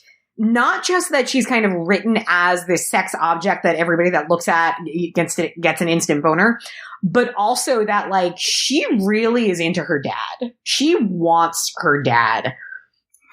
And that's the thing that never sort of made any sense to me, because you imagine any other story about a character who knows that their parent just walked away from them as a child and is now back in their life. There's rejection. Think of any number of films. Not that I can name any at the moment, but she not only has no hint of rejection, she's got thoughts of lust. It makes no sense. Allow me to point you towards an episode of the longest running drama currently on television, Law & Order SVU. One of my favorite, like, what the fuck episodes. There's one with James Vanderbeek of Dawson's Creek where he plays a man who keeps finding young women and seducing them under the guise that he is their long lost father, that they didn't realize that their father isn't their father. And he pretends that, no, I am really your father. And they fall in love and have sex. And he does this with like 4 women, and they all get mad when they find out, not that, like, you know, he's an abuser, but that he wasn't their father. And then the psychiatrist comes on and gives this whole speech about, like, there is apparently a, whatever you want to call it, complex, I guess. And the way the show treats it is that there are some, especially for, I guess, women to fathers, that, oh yeah, if they're cut off at a certain point in life, their sexual energy gets directed there or something. It's really weird. I don't think it's a thing, but a lot of movies seem to think it's a thing, because I guess there's a whole genre of filmmaking where people enjoy it. I don't get it, but hey. So I got to ask you, Mike, he doesn't have your email anymore, does he? He still does, yes. Oh my God. And he's going to listen to this episode? Maybe. Okay. Oh gosh. Don't send him Emily or my emails. Just, please, just. Don't worry. I don't think we've come down hard on this movie. I think everything that we've said has been apropos. I mean, it's not like I'm not making fun of this movie. I still like this movie a lot. It's interesting to see where the flaws are and what could have happened. But, yeah, I still dig it. I think I like it more than you guys do, but I can totally understand why you don't, because it does have these flaws, and it is not everybody's cup of tea either. I'd be a liar if I said I wasn't entertained, because I was. And maybe if I wasn't watching it for the projection booth, I might have thought, well, that was a nice way to spend, an hour and a half or however long it went for. And certainly for the Marion Seldes scene and the whole relationship between Andre Braugher and Paul Giamatti, I know I keep mentioning this, that alone I absolutely loved. And if the film had been purely about them, it would have been, I don't know, maybe like a multi-return watch film for me. So it wasn't like it wasn't entertaining. There were details that were wrong, but it was entertaining. I think for me, I really like films of this type, in that films that are ambitious and weird and really flawed, because I think there's something really interesting to watching a movie like this and saying, they didn't take the easy way out. This could have easily been turned into more mainstream. You could have focused on a romance. You could have, turned Andre Braugher into a cuddly teddy bear who reforms at the end of this movie. And like, there's a lot of choices they could have made that they didn't, which I find really interesting because it makes it a less sellable movie, right? This could have been PG-13 and marketed very broadly. It's not a broad movie. It's very weird. It seems really intent on telling these very offbeat relationships and exploring them. I think the biggest problem to me is that it doesn't have the time to do it in a way that makes sense. Either expand and add another 45 minutes to your movie, or cut out one or two pairs and make it make it a trilogy. But it doesn't dig deep enough into any of the three stories for me to be satisfied. But I appreciate how odd it is and how hard it tries. And I do think everybody's good in it. I think the soundtrack's fantastic, and I will probably download some of these songs. And everybody is giving a good, interesting performance. And that includes Paltrow. I don't understand what she's doing, but I think she's really watchable. And like, at this point in her career, she was, I don't know that she knew what her thing was. She kind of ends up in parts that you think somebody else would have played this completely differently. And I don't know that I like it, but I can't picture anybody else giving the same performance, which I think is interesting in itself. I also like the soundtrack a lot. I am surprised by how good some of these people can sing. It's just, this is a little unfair because not only are you, like, thinking Maria Bello, not only are you gorgeous, a wonderful actress, but also you can sing. It's like, come on, for God's sakes. And apparently she was such a huge fan of this karaoke that she actually bought a karaoke machine herself and sings at home. And I mean, it's true of like most actors have probably sung a lot in their life, because when you're, in high school acting, you probably do musical theater. So it never surprises me when I find out an actor can sing, because I kind of think to myself like, oh yeah, of course they would have figured that out when they were younger. And if you take enough vocal classes, even if you're not going into musical theater, most actors, if you're seriously studying acting, you're going to study voice. And that doesn't mean singing, but it does mean knowing what you can and can't do with your voice, and, what different pitches and volumes are. But the way, from what I understand, I guess Gwyneth Paltrow had sung a lot. Huey Lewis obviously is a singer, but that Paul Giamatti and Maria Bello were both in the same camp of really not having been singers. And Paul Giamatti, I think, was like, at first, like, oh, maybe you should dub me. And they're like, no, just, it seems like it was kind of the way the movie goes, where they're like, no, just try it. Let's hear it. And he does it, and everybody's like, whoa, you can actually really sing, which is great. What a great thing to discover when you're a movie star. And then you get some fucker like Hugh Jackman that can do all that and dance at the same time. Yeah. Fuck that guy. I know. That's somebody too. I have seen him. I saw Boy from Oz on Broadway, and it was luminous. And I've seen him like in New York one day. They were doing like an outdoor screening of the Muppet movie, and he was there with his kids, and you just saw him like online for free popcorn. And I swear the sun like only shone on him. Like there was this golden orb around him that was sparkling and blinding people. It was quite an experience. The one that gets me is when he was being interviewed and he recognized the interviewer as being somebody that he had taught when he was a grade school teacher. You're getting an award tonight for contribution to film and stage. Yeah. I mean, how do you feel about that? And what do you I feel good, but Rollo, I'm sorry, man. We go way back. I used to teach you at high school in PE, and I want to know how your physical education is progressing. It's very important to me. You guys don't know that, but this man here, yes, I used to teach him at Uppingham School in London. Yes, that's right. Oh, no! How is your education going? Oh, it's going great. Did I set you up for life? Oh, yes, definitely, definitely. Anyway, back to the festival. Fuck you, Hugh Jackman. How dare you be so nice? Right. Give me a scandal, dude. People can't be perfect. I know. Two other things I wanted to point out. One, this is a fun timestamp movie in terms of female fashion, which is always true of anything made between like 93 and 2003, is that you forget like certain things that were very apparent in like things that we tried a lot in the 90s included like spaghetti straps all the time. And if you look at like Maya Rudolph's hair when like she has a really small part as the hostess at the karaoke event, and she has like, it's the short hair, but with a lot of, like you make a crown out of your own hair type thing. Big thing we did back in the 90s. Appreciate seeing that represented. Just takes me back.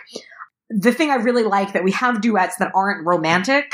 It always makes me think of when you have sibling figure skating pairs or ice dance teams, where remember listening to an interview about this in figure skating of somebody asking a brother-sister figure skating team, so how do you, like, you're skating together and isn't, like, supposed to be romantic, isn't that weird when you're skating with your brother to tell a romantic story? They said, well, actually, we don't have to. That's kind of the beauty of what we do. Every other figure skating team, their routines are always a romance, because that's what you expect, but we can't do that, so we have to find different ways of doing it. And it made me think of this movie where you have, you know, songs where you have Andre Braugher and Paul Giamatti singing a duet that is not a love song to each other, but it brings something else out of a song that I think is really cool. And as much as, like, yes, the duet between Huey Lewis and Gwyneth Paltrow, it's a little weird because there is a weird sexual overtone to it. But when you're watching it, it's also very like, no, she's singing to her dad. And that's different. And I like that. And again, I wish I could have had more of that in the movie somehow.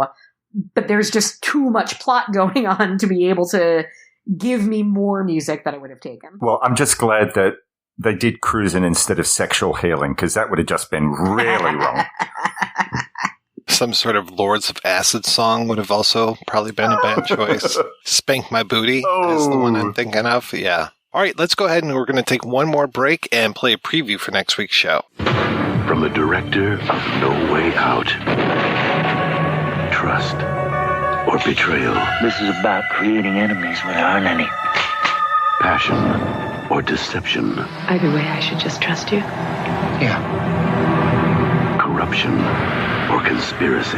Give $500,000 to a man you don't even know? The answers are hidden in White Sands. Starts Friday, April 24th at a theater near you. That's right, we'll be back next week with a look at White Sands. As far as I know, there's no theme next month, but we'll have to see if we can find one. Until then, I want to thank this week's co-hosts, Emily and Morris. Morris, what is happening in your part of the world, sir? Planning the next couple of podcasts. So I think in a couple of weeks, Bernie has picked a film, or rather his friend from a podcast called the Iron Sequel podcast is joining us. He's picked a film called The Stoned Age from 1994. A film about stoners looking to get laid over the course of a night. I'm just wondering how much of this is a Dazed and Confused ripoff, but I'll find out in due course. We have an interview lined up. This should be really interesting with the curator, I think, of it's now a streaming service, but started out as a music festival. It's called Doc and Roll. All they show is music-centric films. So, I mean, that's not part of our raison d'etre, is it? So, but we thought we'd speak to them anyway. And on the Love That Album podcast, I have a fellow first-timer called Joe Lavelle, who is part of the All-Time Top 10 podcast gang, and we discovered a mutual love, not just of the Monkees, but of Mike Nesmith's solo work. So we're going to be talking about Mike Nesmith's first national band and their debut album, Magnetic South. That should be out sometime in February, so looking forward to that. I will tell you that The Stoned Age was very much sold as a Dazed and Confused, half-baked kind of stoner movie.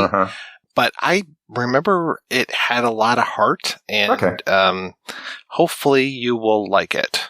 Okay, well, I'm looking forward to it because I hate hanging shit on a film on a podcast, as you know.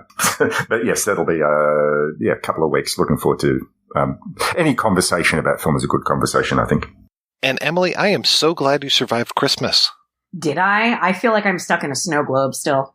For the listeners at home, Emily does how many days of Christmas? I mean, because it just seemed to go on and on. So it always varies. It depends on how much energy I have. I do. So The Feminine Critique is my podcast, and normally I record it with Christine Makepeace, who's been on the show before. She was just on your Poltergeist episode. And we usually talk about, obviously, movies, often movies directed by women. But come every December, I've been doing it for the past 6 years. We put up the garland and the Christmas tree, and I cover Hallmark, Netflix, Lifetime made-for-TV Christmas movies, and I go through them with a list of the tropes that you tend to find in them, and it takes a lot out. This year I did 14 episodes, 3 solos, and the other 11 were all with special guest stars, including yourself, Mike White. Mike came on to talk about Dolly Parton's Christmas on the Square, the musical. I don't know why you didn't cover that on the projection booth for Musical Month. You're warming me up. Oh, yes. So, yes, I survived. I also, something cool that I got to do was one of the movies we covered, A New York Christmas Wedding, which was a Netflix release this year. It turns out, as I'm watching it, that I had a connection to the movie, that my brother knew the director. And the director listened to our episode, and I thought, oh shit, what did you hear on this episode? But he was into it, and we did an interview with him. So that was an interview with Atoje Abbott. So that is all on the Feminine Critique feed. You can listen to all of those things. And come another week or two, and Christine will be back, and order will be restored once again, and we'll cover movies that people that listen to the projection booth actually want to hear us talk about. Oh, man, I can't believe you did 14 movies. I did 14, yeah. I did both A Puppy for Christmas and The 12 Pups of Christmas. Oh, God. Totally different movies, if you can believe it. Well, thank you again, folks, for being on the show. Thanks to everybody for listening. Please head on over to the website, projectionboothpodcast.com, where you can find out more about today's episode. You'll also find a link over to Patreon, where you can make a donation to the show. Every donation we get helps the projection booth take over the world. If I leave here tomorrow, would you still remember me? For I must be traveling on now, 'cause there's too many places I've yet to see. For if I stay here with you now, things just couldn't be the same. 'Cause I'm as free as a bird now, and this bird you cannot change. Oh, and this bird you cannot change. Lord knows I can change. Lord knows I can change.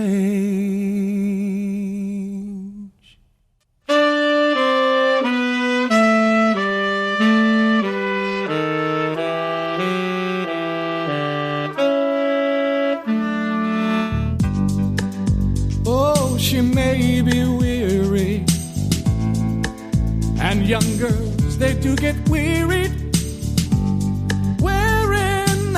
same old shaggy dress. Yeah, yeah, yeah. But when she gets weary,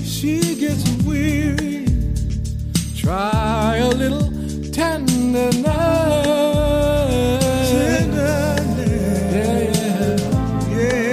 Hey, now you know she's waiting, just anticipating the things that she'll never possess. No. But while she's there waiting, she's waiting.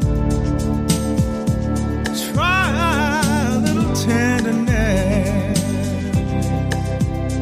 That's all you gotta do.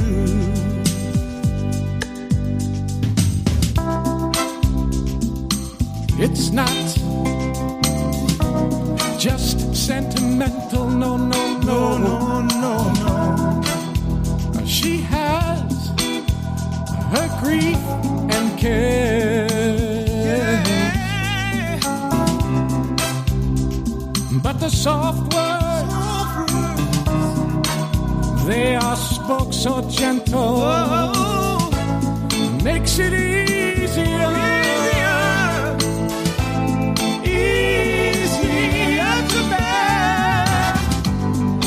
Oh, now you won't regret it, no, no. Young girls, they don't forget it. Love is their only happiness, yeah. Yeah. But it's all so easy, all so easy.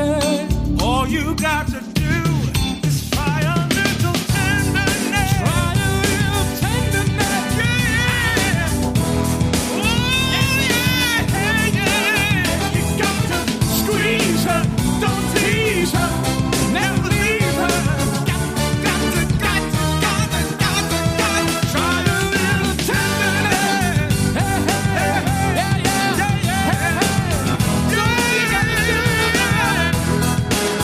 You got to squeeze her, don't tease her, never leave her.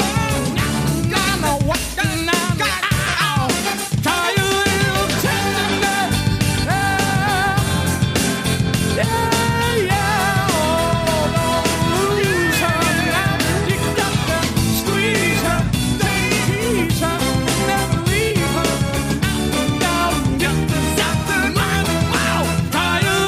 tenderness.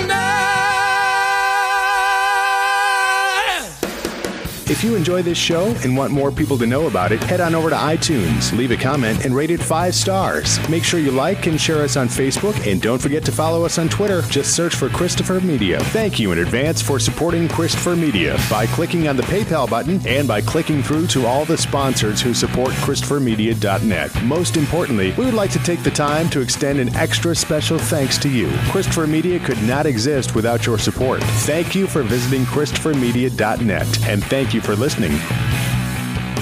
Christopher Media. Let's make some noise.